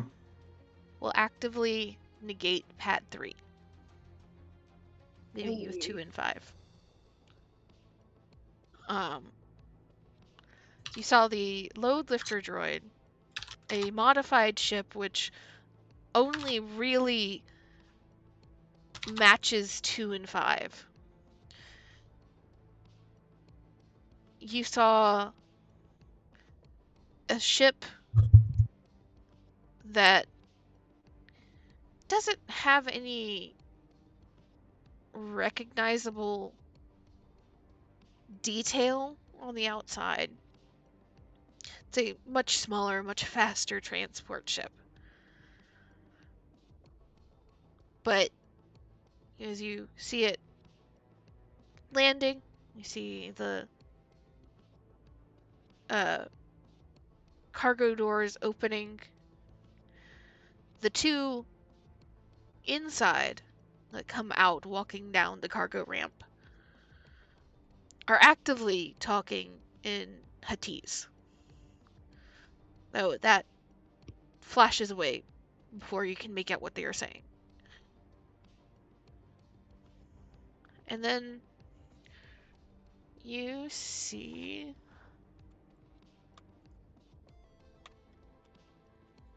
let me grab this picture for you.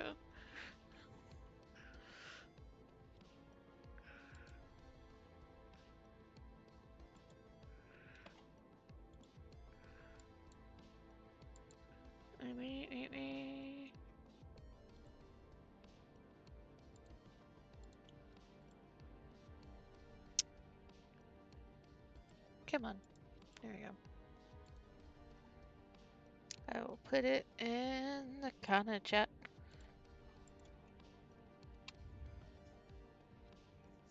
That symbol.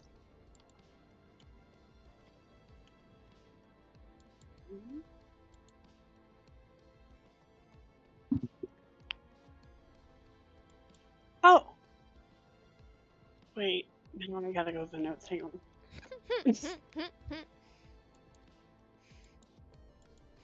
Everybody, to Amy's notes. Yeah, it's Thank a you, good thing Amy. I take notes, huh?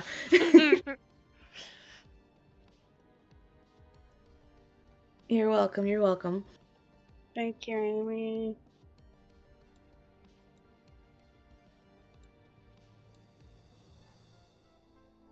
See, what session is it on? Oh, You never ask- mind, I found it. Fucking you What's that? asking me? I don't keep track of this shit. I just have the story. That's all in my head. That's all you guys get. I don't put numbers on this. Okay.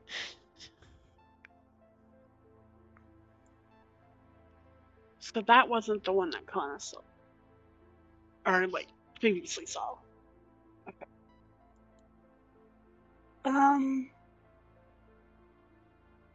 Okay. After getting that information, so look to the guy again, look between the two. And he has a thing on his belt, doesn't he? Mm-hmm. A little control module. Mm-hmm. I'm That he gonna does. try something a little risky. Oh boy. I'm gonna try and force move the control module off of them. Okay. Time to So pocket with magic. you are more than allowed to do that. So I'm going to need a force roll first. And based off that, I will tell you what else you need. So, to clarify this before I roll, the idea is to get it off them and not bring it straight to her, but kind of like gently move it to the floor, like off to the side kind of thing. Do some prop hunt shit. A little bit. Okay. You know, freaking move it into a bush or some shit, you know? Like something akin to that. Or like under a table, you know? Mm-hmm. But yeah, that's the goal.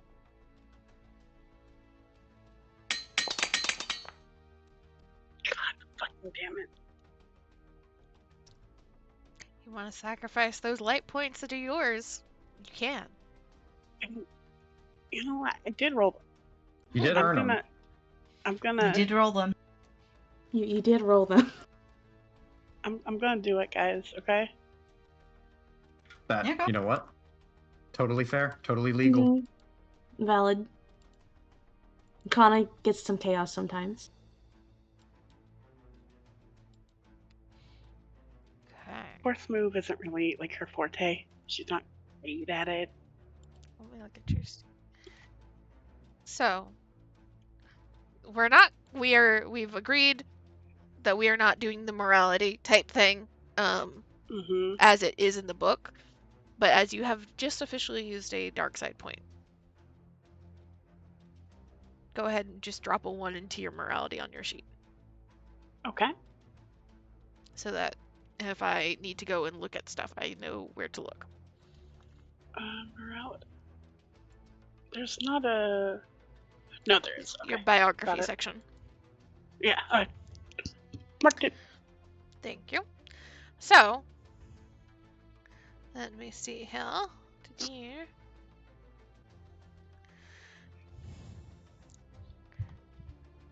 I don't know if these are going to be different for you,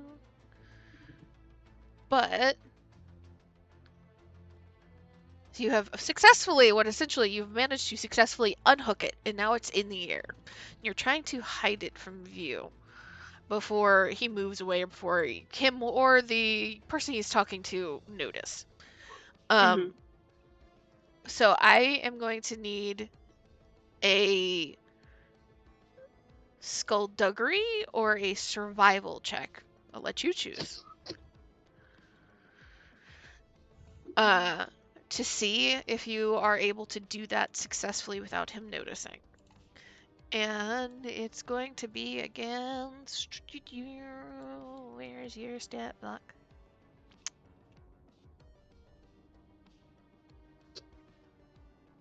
It's not great, guys. Yeah. I kind of don't want to tell you what you're rolling against, but it's 2 reds and a purple.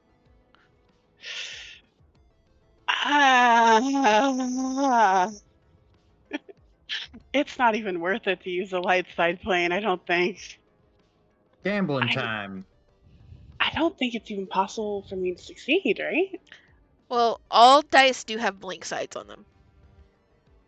True. Gambling time.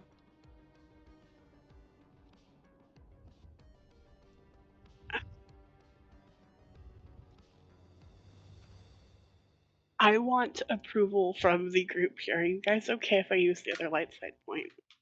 I don't care. Yeah, sure. We're at 10 o'clock. You got it. See, just for that, I feel like out of spite, I'm just going to use all of them. I mean, I feel like there's only 2, and like, I don't know, rather use them than lose them. We're actually down to 1. Oh yeah, but because yeah, I'm fine with it. Mm-hmm. I'm gonna use it then, and pray. And pray. I too will pray. I will pray that God gets out of your way. So let's upload, and then it's 2 red and what? 1 purple. 1 purple. Okay. Here we go. Yeah, no. Oof. Ooh. Despair. A despair. Hey. Motherfucker. It could have been worse. So It could have been 2 despairs. It could have been 2 despairs. Hitch this device from the belt and start to float it over towards a little pot off to the side, hoping you can drop it in there and grab it once they're gone. But unfortunately, as the two are talking, the one that you just read his thoughts turns a little bit in the midst of talking, kind of making a frustrated gesture, looking away, kind of doing the avoidant behavior type thing, and sees this device hovering about 2 feet in the air, halfway across, and freezes.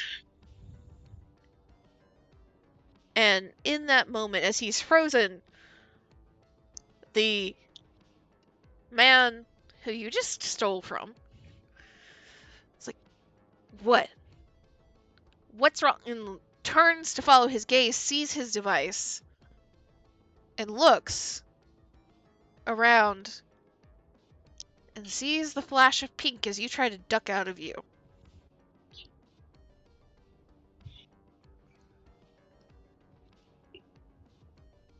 You know what? I'm not going to try and duck out of you. I'm going to dash for it. Okay. Mhm. If I'm doing this, I'm going all the way. I've already gone this far. Okay. Oh, Jesus Christ. Bless. Connor, you better answer that calm call. So, let's see here. You are running at it.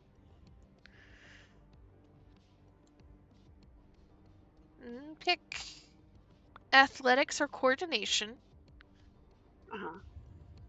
And you are going to be rolling against.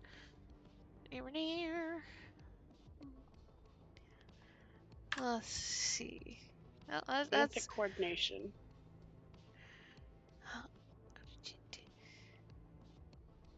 That is going to be 3 purple. Okay. As he dives for it as well, seeing you moving.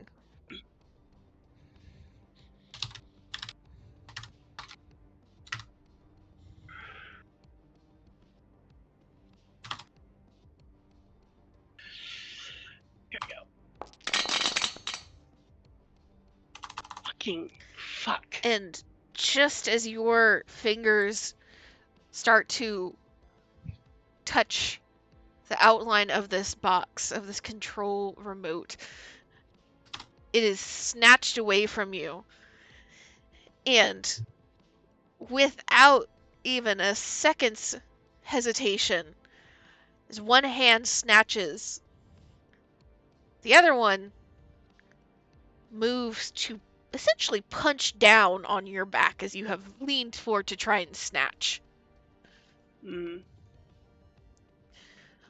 Oh, let me see here. Get my dice. I need this and this, this. But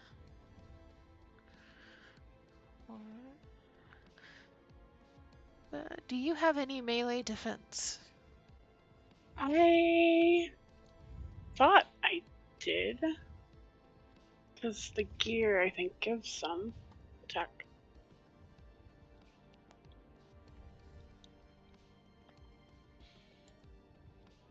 So I should, but it doesn't say I have it equipped. But I do have it equipped, so I do have 1 defense. Okay. Ooh.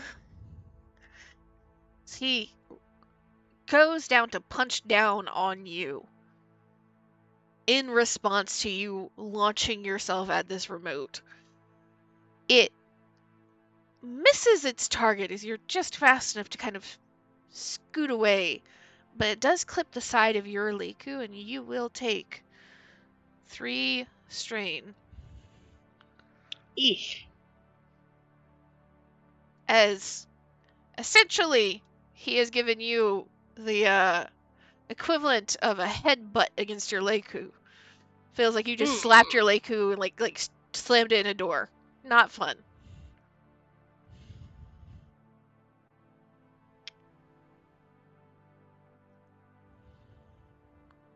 Ow.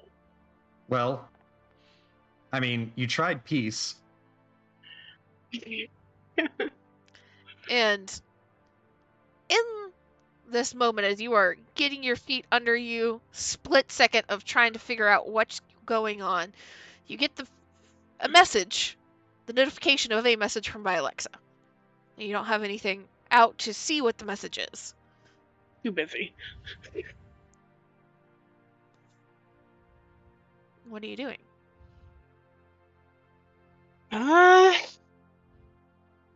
Well, how far is the guy that has the remote? Oh, he's like directly in front of you still. He's like maybe 2 feet away as you've stood up. Oh shit, he's in lightsaber range. That's crazy. And the other guy is a little bit further, like 5-6 feet away.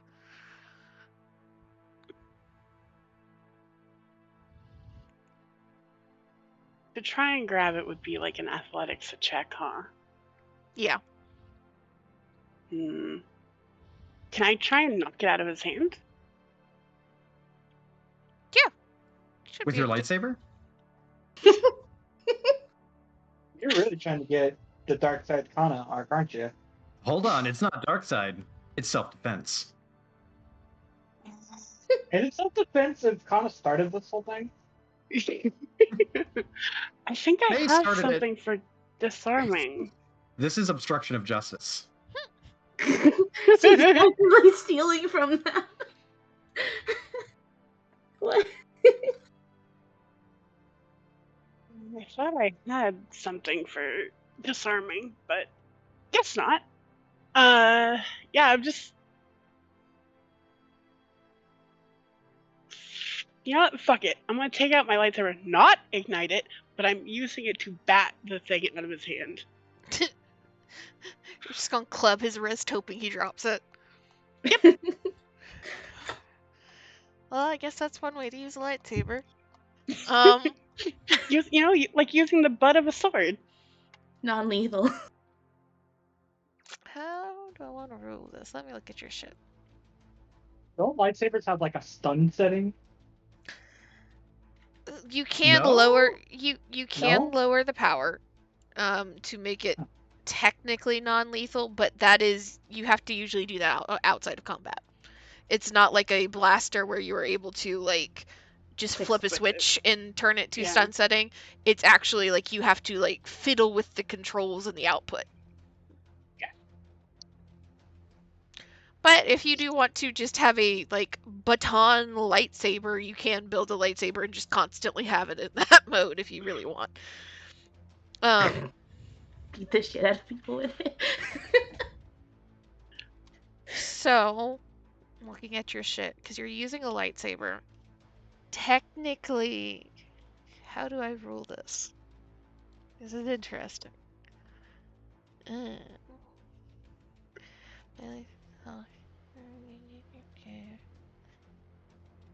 So, you're gonna build me a custom pool here. Okay. You'll get, because you have 1 green in melee and 2 green and a yellow in lightsaber. So you'll have a yellow and a green. Okay. And a crit rating of 5. And this is a melee maneuver, so it is just going to be 2 purple on it. And because I'm using a melee or lightsaber checked with only 1 opponent, I get a blue? Yes. Yeah.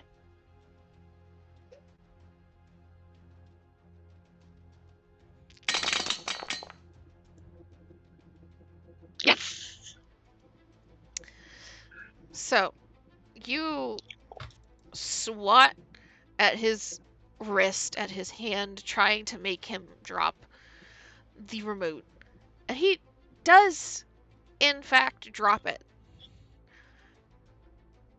However, immediately after, as your hand is still, or your arm is still outstretched, he brings a fist down to try and punch you again. You much closer in your face, much more inappropriate range. Let me see. Oh.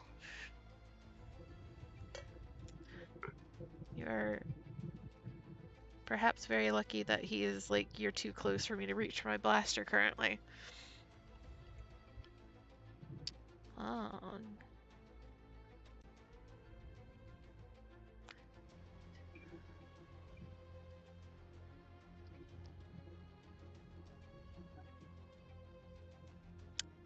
Okay, so that is going to directly into your cheek.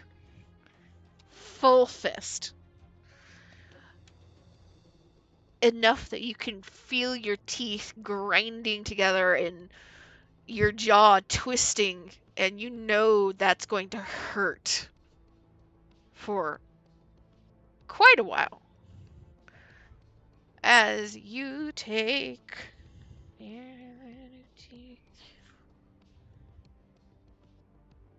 6 damage before soak. Can I parry that?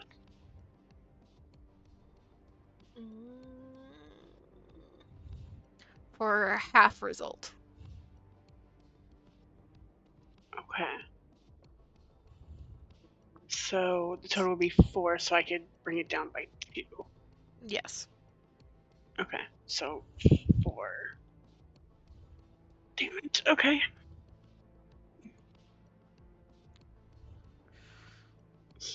Okay. But he has dropped the remote for the moment, as he is focusing on just fucking trying to beat the shit out of you, because now he's mad. Okay, fair enough. Understandable.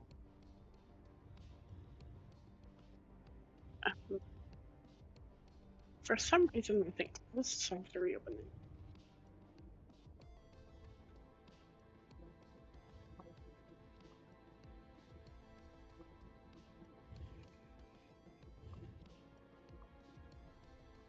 Did it generate any negatives or no?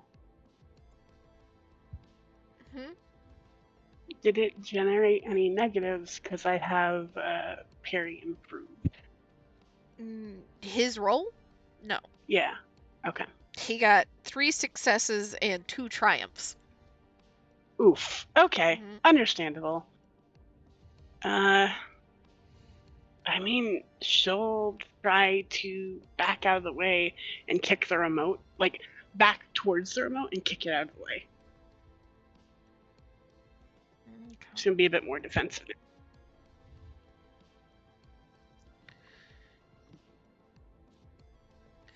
So are you just trying to, like, essentially play keep away and keep out of his range right now, or are you going to try and attack again? I am not going to try to attack him. I'm playing more defensive here. Because as this is happening, his friend is starting to catch up on the momentum. You know what? Fuck it. I'm already this deep in. Fucking ignite the lightsaber. Thank you. I'm trying to be discreet. I am trying. Yeah, and look where that got you. She was trying to be all defensive and shit and like be nice, but seeing the other guy coming in, she just frowns and ignites it and takes a more serious stance. So as you take this stance, preparing yourself for this fight in front of you, or imagine hoping that you can manage to dissuade the fight. Yeah, full on. We're gonna shift attention again. Kane, you just finished your call with Tia. What are you doing? He is walking towards platform 2. You even trying to hook back up with Kana? No, he's basically going to send a message to Kana and Vialexa, and well, he'll send it to everyone. he'll send it to everyone who needs to know. Like, hey, I'm heading to platform 2. I need someone to meet me there. And like explain that he has a lead on the smuggling ring. Okay. So you send out the message that you have a lead and that you're heading to pursue it. And imagine a moment later is when that call from Vilexa comes through for you. Get the beep of your comm and hit it. And Vilexa, what are you saying as Kane picks up? Well, that's one. Now let's see if we can get a Kana. You can hear like tapping on her side.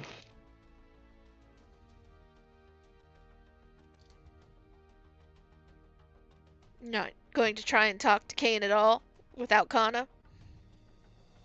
I mean, so I don't have to repeat myself. Like if Kana doesn't respond, then yeah, she'll talk to Kane on his own. But it's like, you set up a group call, you wait like a minute, as is etiquette. You're in the middle of a fight, Kana. Are you gonna answer the comm? Yeah, of course. Like, I have all the time in the world. Perfect. No, So- she is not answering.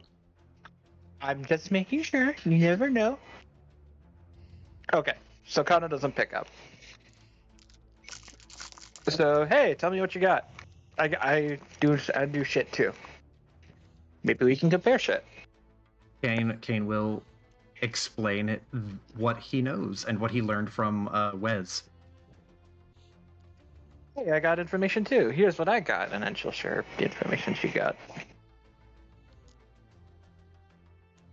So it does very neatly put into perspective for Vilexa.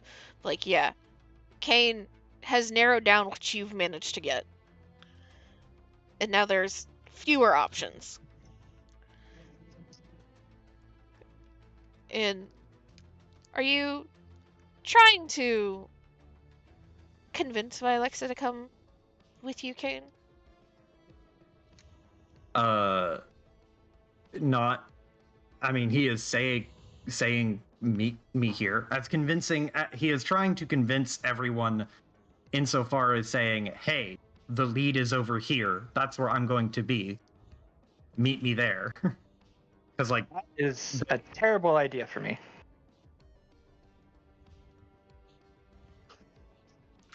I'm Ma'am, you have the unfortunately big gun. passed out. Wouldn't I like get in trouble like on site, seeing as how I had to get the information from the docks? Like I had to Depends go on down if there? you run into the people that you ran into. I feel like that's an inevitability. Unless I'm wrong. Necessarily, no. Oh, no, okay. Because the only people that would remember you are like the guards and the dude that was in the office, which are like way at the top of a multi-level docking system. But I guess me in the office. I didn't want to bust the violation or bust the spot immediately.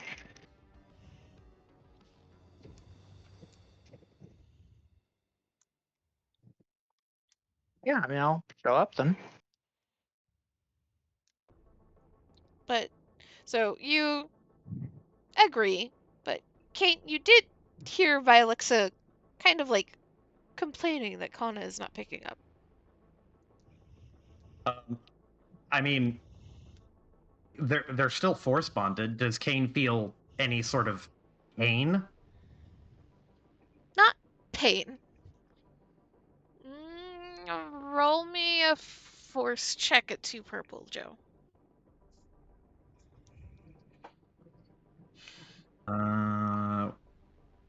There you are. 2 purple. There's stress. Stress? Mm-hmm. I mean, God Kane feels stressed too. So, I mean, he's he's kind of like they can vaguely communicate through this bond, right? Yes. How, is it good enough for Kane to just be like, what's going on? From this distance and with Kana distracted, it would be less words, it would be more vibe, so you can kind of like send a like question vibe. He'll send question vibe. But, I mean, other than that, he is going to continue walking to platform 2. He is a man on a mission. Kana, as you have lit your lightsaber, you immediately got hit by first a call that you ignored, which will be 1 round of shit. So you are kicking this remote back. Will count as a maneuver for you. And igniting your lightsaber. Are you doing anything else with it?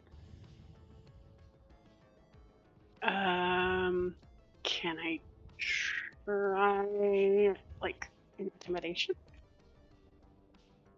Sure. Which one are you trying to intimidate first? The one right in front of me? Okay. So that's going to be intimidation versus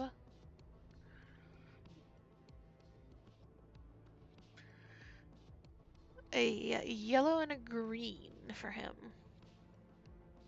So that's going to be a red and a purple. Red and purple? Okay.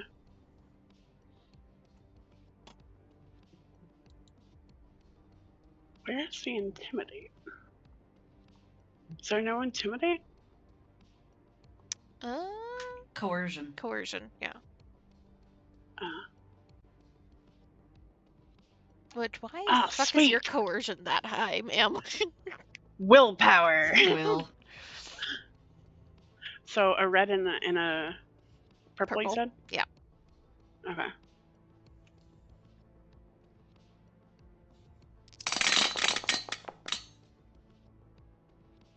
Oh, fucking. You can use the advantages if you'd like on something. Yeah. I don't.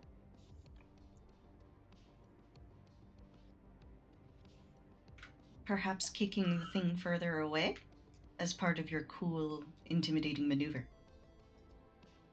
Is that something I'm allowed to do? Because I'd like to do that. Yeah. Cool. Just goes skittering down the hall as you try to intimidate this guy. This guy, like, there's just a moment of a pause as he, like, looks after the device, and then kind of a sneer as he steps up again. Still not reaching for his blasters. Trying to take advantage of the more tight and enclosed space of this hallway. And he's just gonna come in swinging again. This man may not be the brightest of the bunch in all aspects. But Brawl has been working out for him thus far. Mm-hmm. Here.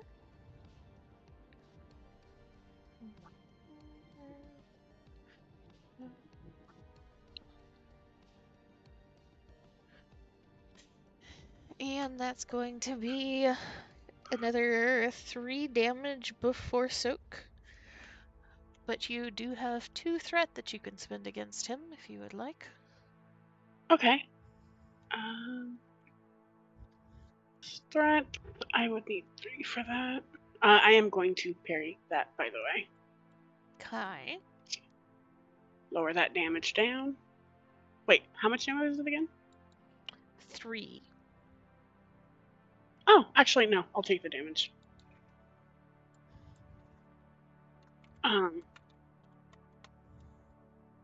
I can add blacks to his next attack, right? Yes. Yeah, I'll do that. Okay. And his buddy will take out a blaster and will shoot.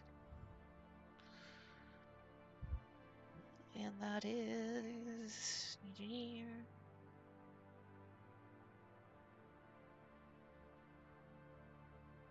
This is technically a little too close, so it does up his shit, which is not great for him. Yeah, he just... Blaster fire shoots off and zings right by your head. Missing completely. But it's enough to kind of echo down the hall, and you realize you are in a very tight spot.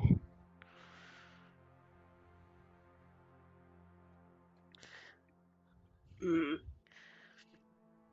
And a moment later, you get notification of another message coming through to you.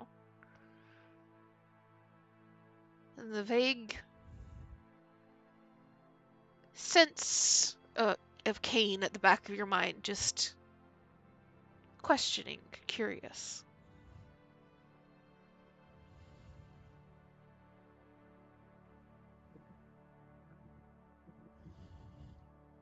Well, she's going to ignore the phone ping, because again, she's kind of busy.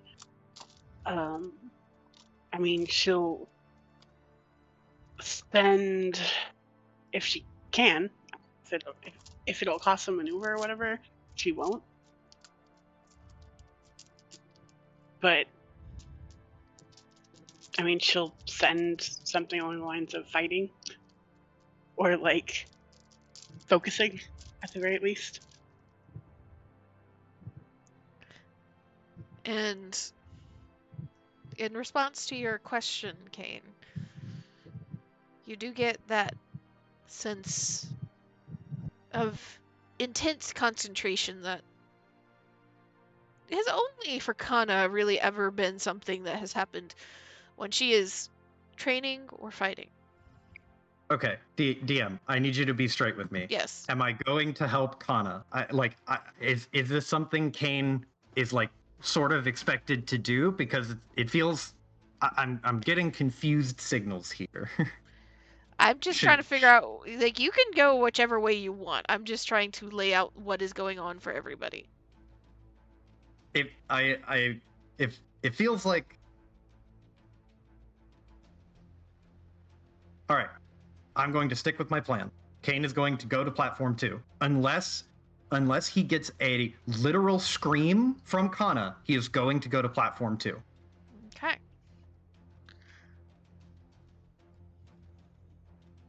So, Kana, you've been shot at, you've been swung at again.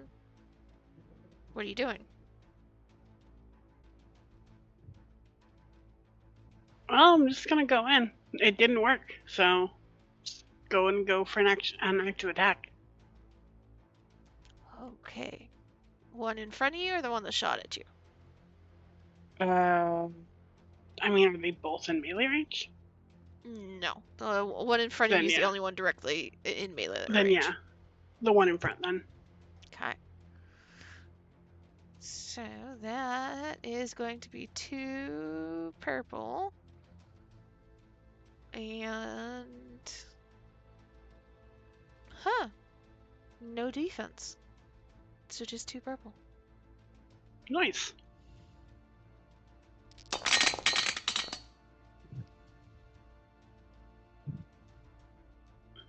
Okay. So your lightsaber is what, 6 currently? Lightsaber. Yes. 7 damage to him. So you strike out. What are you trying to hit on this dude? I guess like leg. Okay. Or go for a side kind of thing. So She's not trying to kill him. She's trying to still dissuade them, essentially, from continuing. You strike out at his leg and get a good slash across. You see the sparking red of a lightsaber wound across his thigh as he stumbles back. A little surprised and kind of cries out. And as he stumbles back, his friend kind of nervously takes a few steps back as well. Blaster still pointed at you, Kana. And you get this man in front of you, just kind of looking you head to toe. What the fuck is a Jedi doing here? That's none of your business.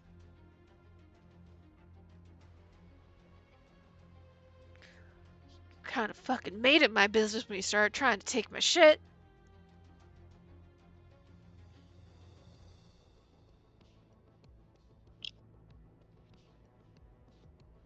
I tried to get you to back off. I don't want to harm anyone here. He kind of frowns.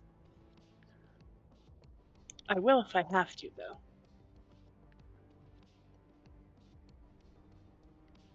She kind of glances to the other guy.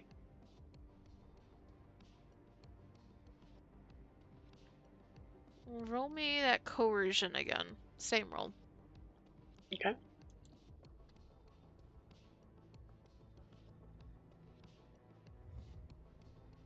So red and or purple and red, yeah.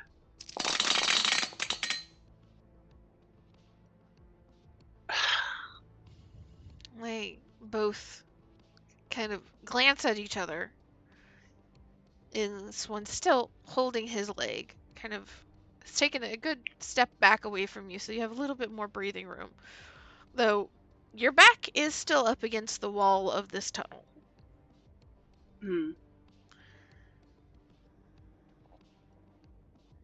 And the sound of gunshot and of your lightsaber hasn't fully spread, but you can hear noises of people down the hall towards the main cavern, so you know that it is not going to remain quiet for much longer. Or you guys are not going to remain isolated for much longer, I should say. And the one with the gun, it's kind of shaking just a little bit now. And you can see his eyes starting to dart towards the exit and dart at you, and then back and forth and back and forth. Look, why? I did not want to deal with any of you guys. I am not here to be messing with no Jedi. I'm not here to be stabbed with any light sword. I don't want to. And the guy who's you've been kind of faced up against just snaps. You take one more foot down that wall, I'm going to put a blaster bolt in the back of your head. And he stops moving.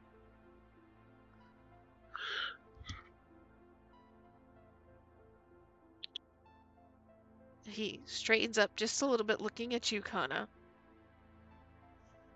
Look, why don't you just run off? Go mind your own business somewhere else. Skip one's not your place.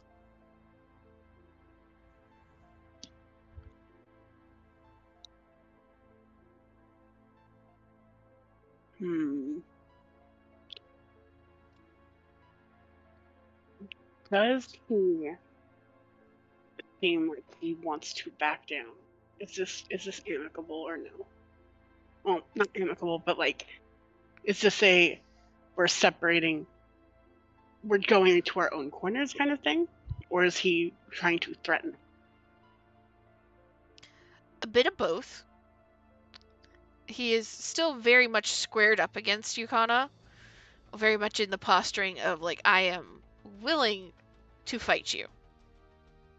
Mhm. So there is the, like, threatening of, like, you're not supposed to be here, you need to leave. But he does seem to be trying to get out of the one-on-one fight here, if at all possible. He is positioned in such a way that he will dive down the hall towards that remote, though.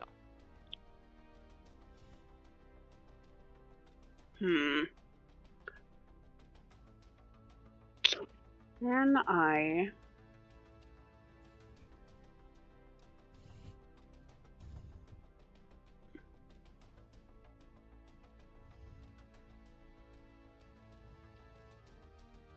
Okay, can I, try to...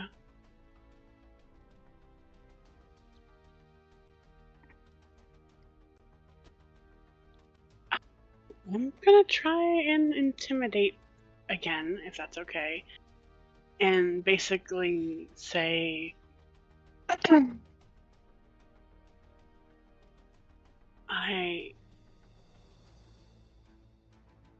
I'm sure the Republic is very interested in what you're moving around. I could leave you out of it. You don't need to be involved. You can try. It'll be 2 red.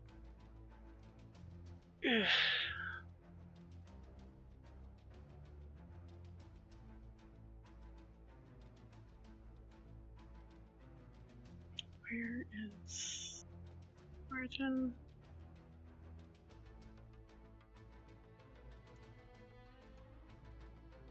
And I'll add to that too. I just need that remote.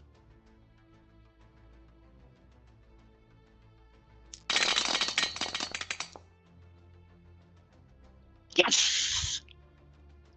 Hey. So you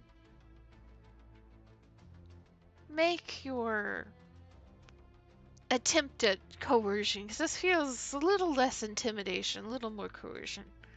Yeah. There is a blink of, you're not fully sure if it's surprise or confusion or both. And his chin lifts just a little in the air as he's sizing you up again.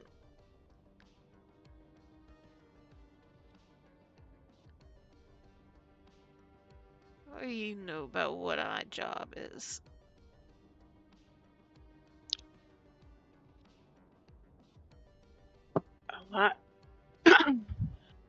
A lot more. You guys seem to have a rat, as far as I know.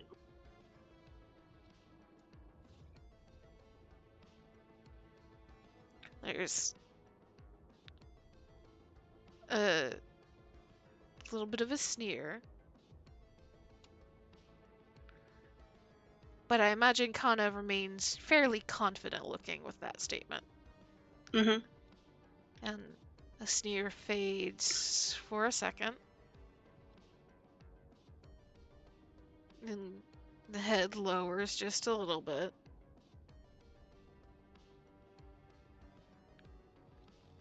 And his eyes dart towards the other man, who is still, like, eyes locked on you, Kana. He has not looked away. He is more freaked out by you than his buddy. Mm-hmm. And even when the other guy is looking at him, he is still staring at you. You kind of, fuck you looking at me? I'm not a rat.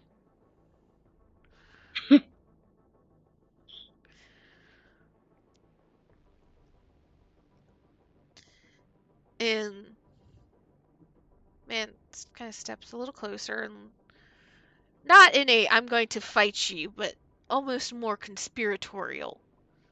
He looks back at you, Kana.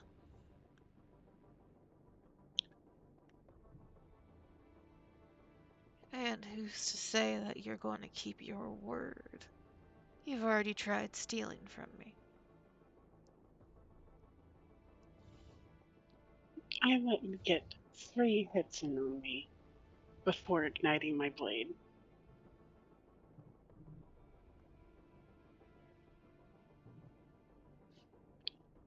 And as a show of face, she'll click it off. She'll keep it in her stance, though, but she'll click off her blade.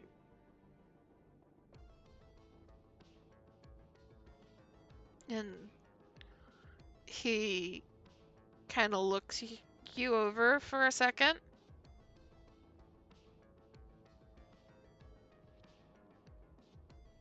And then there's a little nod.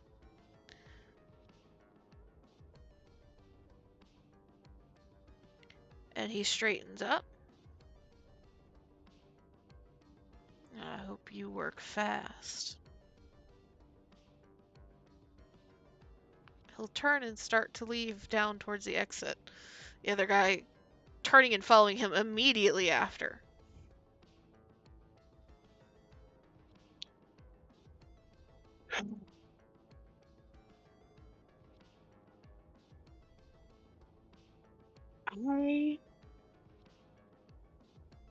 So to lie would be skullduggery, right? Yes. Could I use depending on coercion? how you're lying. Okay. I kind of want to say this, and I don't know how helpful it would be, but it would be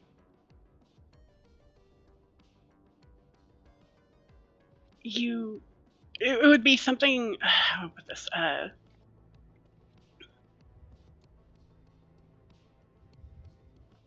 Fair warning, or just as a warning,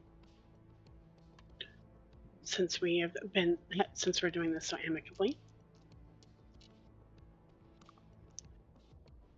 I have no reason to fight.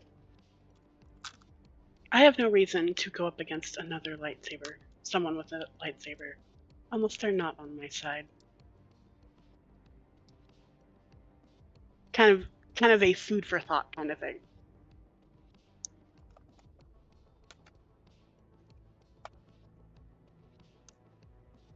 You can just make that statement. Yeah. The intention is to get them thinking there's some sort of Jedi on their side, essentially, or some other faction, essentially.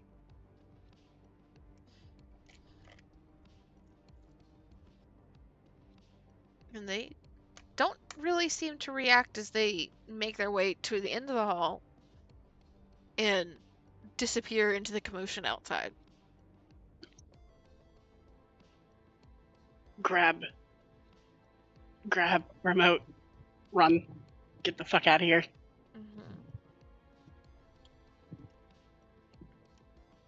Do you reach out to either Vialexa or Kane as you're running? Yeah. I'll frickin' send a text the information that she got, and she'll say I guess on her way to meet up with Kane. So Kane, as you are reaching the dock area, you get that information from Kana that narrows your search down to 2 docks. 2 and 5. What perfect timing. So you can make note of that to yourself. Vialexa, you are heading towards the docks currently, yes?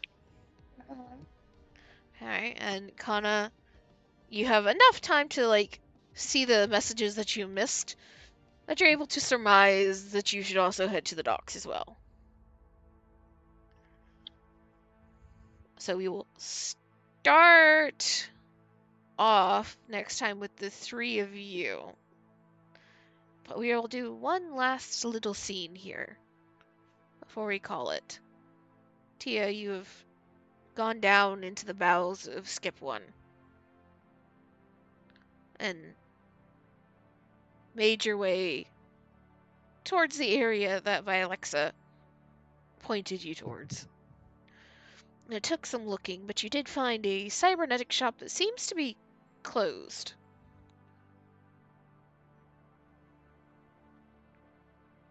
That's bars pulled down over the opening at the front.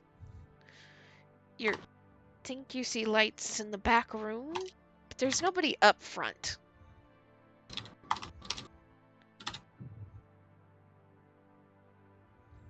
Well, that's not going to stop a criminal. God bless. What a line! This sign can't stop me. I'm a I criminal. commit crimes. Trespassing, I've committed far worse crimes. Right.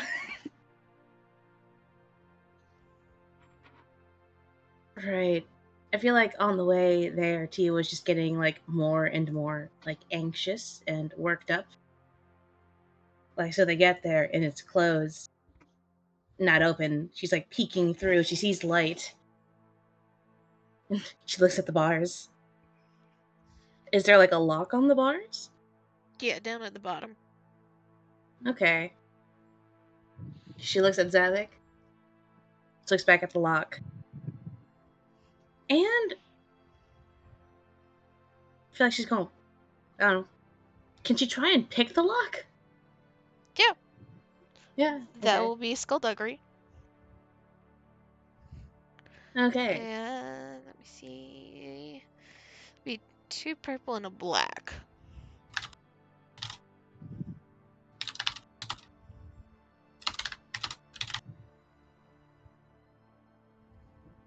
You said 2 purple and a black, right? Yes.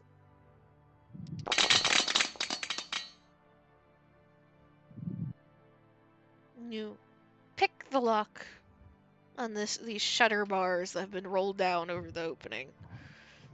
And it's, for somebody of your experience, relatively easy. Only takes you a moment or two before you reach down, roll it up. And Mindy, inside, you have been having a fairly successful surgery trying to save this woman's arm. And all things considered, it could have gone a lot worse, even if you and your boss have not agreed on every step. But as you are cleaning up, you hear sudden noise from outside of the clinic in the shop area of the metal shutters moving. And then footsteps. And as you move towards that light, Tia, and kind of burst into this back room area, you see a very tiny clinic. 2 of its walls completely stone, carved into the asteroid. There's 2 cots. There's 2 chairs. A couple of very old-looking pieces of medical equipment, but well cared for despite them being, I guess you'd call, vintage. And you see 2 figures stooped over somebody on one of the cots. One, a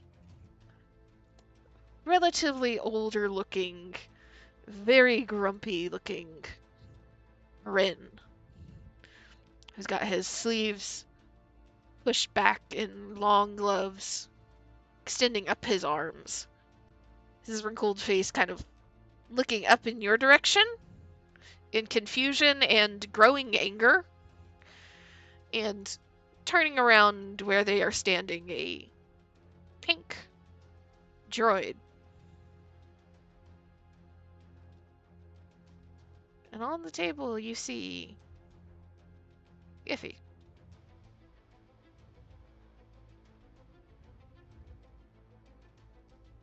I do apologize. We are closed.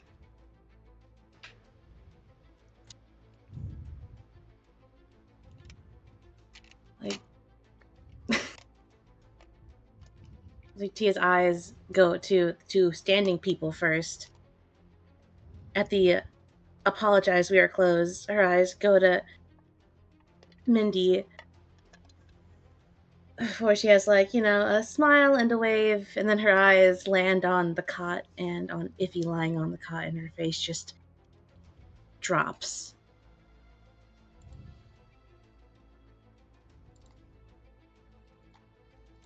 And she kind of staggers just a step forward before coming to another stop.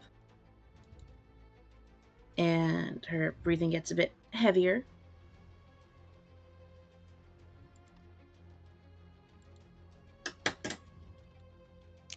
Is she alive? As she gets closer to the cot, Mindy will go next to her and put her arm around her shoulder. There. We patched her up. Oh. She's alive, right? She didn't. And who the fuck are you to be asking about her?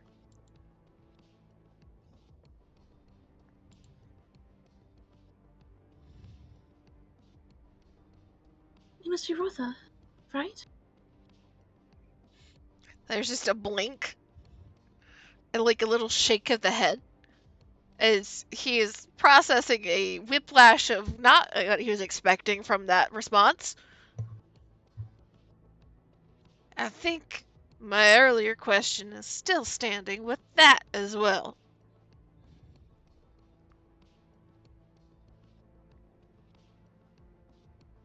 I'm her bodyguard. One of them, at least. There's a blink. And then a snort. Fucking piss poor buddy. And he pauses. He squints and kind of leans forward. He is studying your face very closely. Hey. Man, don't she look something like... And he kind of gestures towards Iffy.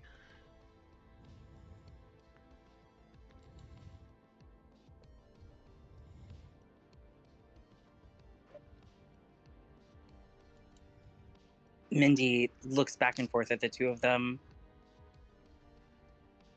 Oh my. You're right.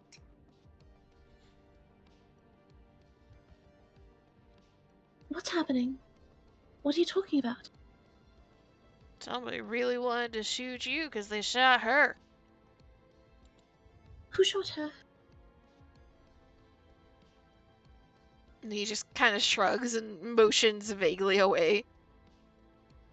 Pissed off some blokes down at one of the cantinas. Which one? She was wearing your face.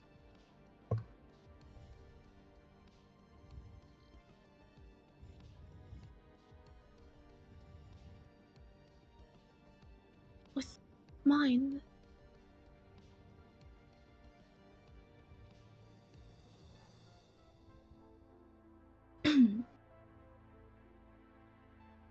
What else? Did she say anything at all to you about what she was doing? And there's a blink. And he just kind of gestures towards Iffy, vaguely, who is covered now in a thin clinic blanket. A little bit more threadbare than one would like to think about, perhaps. But though she is unconscious and seems to have a couple, 1-2 bruises on her face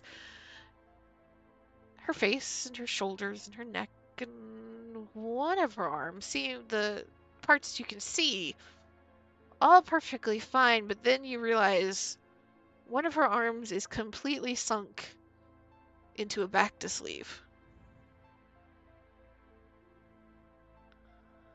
the semi-transparent liquid inside already bubbling away over every inch of skin.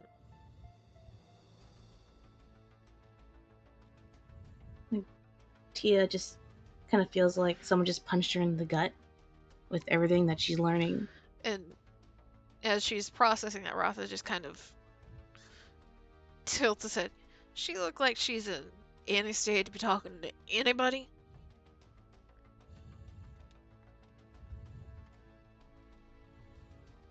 How bad is it?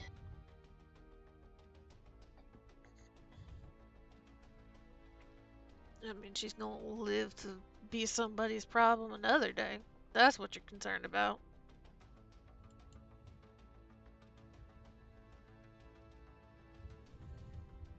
That's really all I could ask for.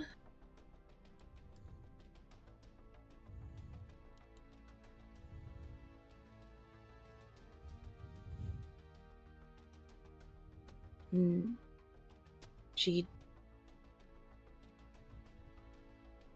kind of like looks around and just takes another deep breath. And she kind of looks towards Zavik.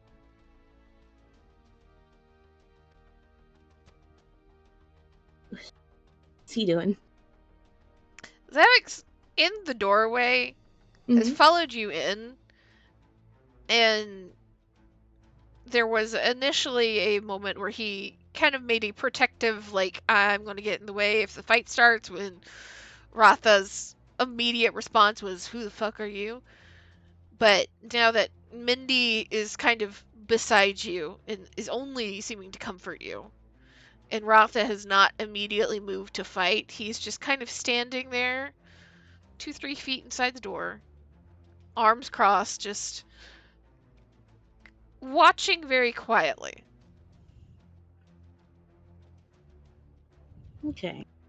And that earlier conversation and the message and everything is just kind of cycling in Tia's head as she gives Mindy like a pat and just kind of hold a little bit of like, thank you very much. She kind of clears her throat for a second. Right, this really is all I could really ask for, or hope for. I never introduced myself. My name is Tia, and I work for If. She's also my girlfriend, so if I could stay here until she wakes up, that would be lovely.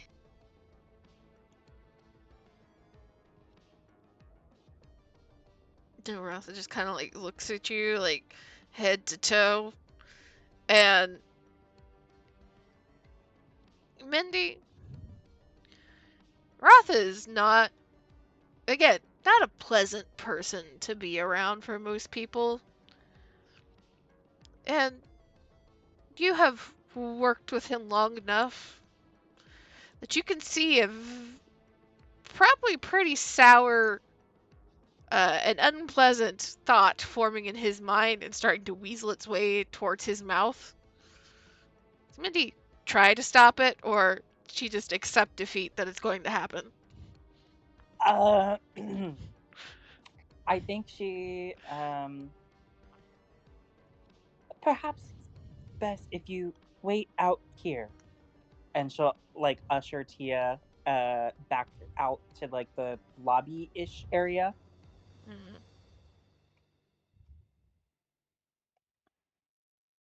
Tia, there is resistance at first, but it's the kind of innate one of like panic.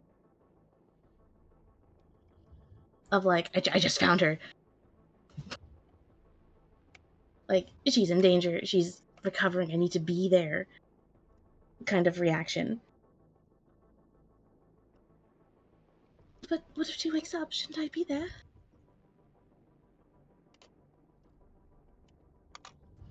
I will let you know as soon as she does.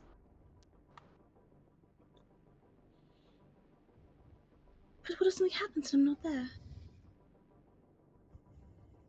What if something happens again and I'm not there again? Because it happened again.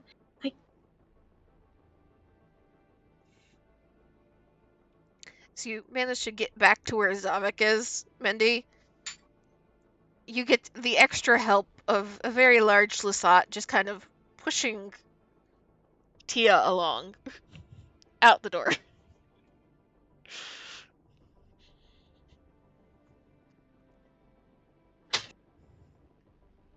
Tia is still getting very, very panicky. Tia. So, the best intentions there. You better at shooting people than you are at fixing people. If something else happens right now, pretty sure this doctor and this bot are gonna be a little bit more useful.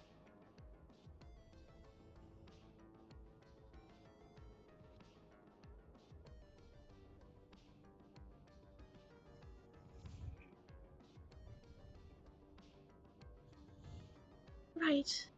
They are. They would be more. I just...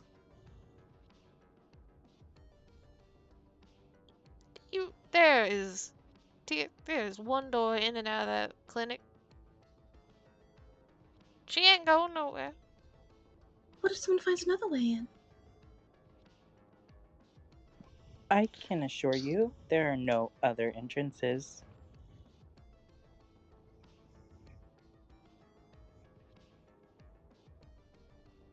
Do I have to stay out here? Mindy looks back at the room that Rotha is presumably still in. Visiting hours are closed.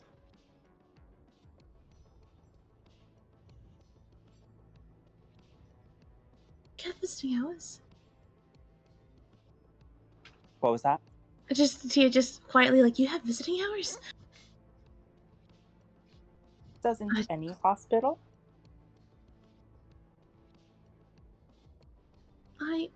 I guess I wouldn't really know. But fine, alright, but I'm not leaving this door.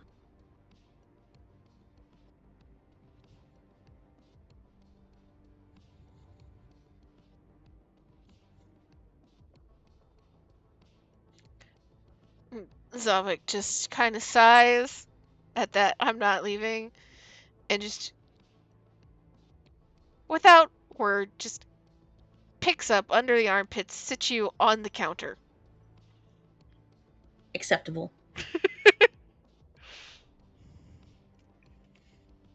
And looks towards Mindy. Is there anything that you guys might need that we can get for y'all? Would Mindy know of anything that they are missing? No. No, you guys did. Ratha is meticulous in keeping that clinic stocked and in perfect condition. Thank you, but we are full.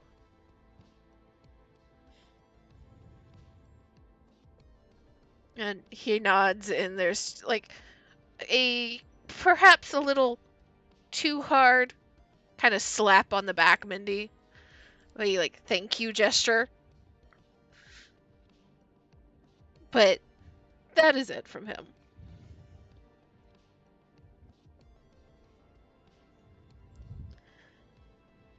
And with that, I think we will call it. So we are bringing the group back together slowly but surely.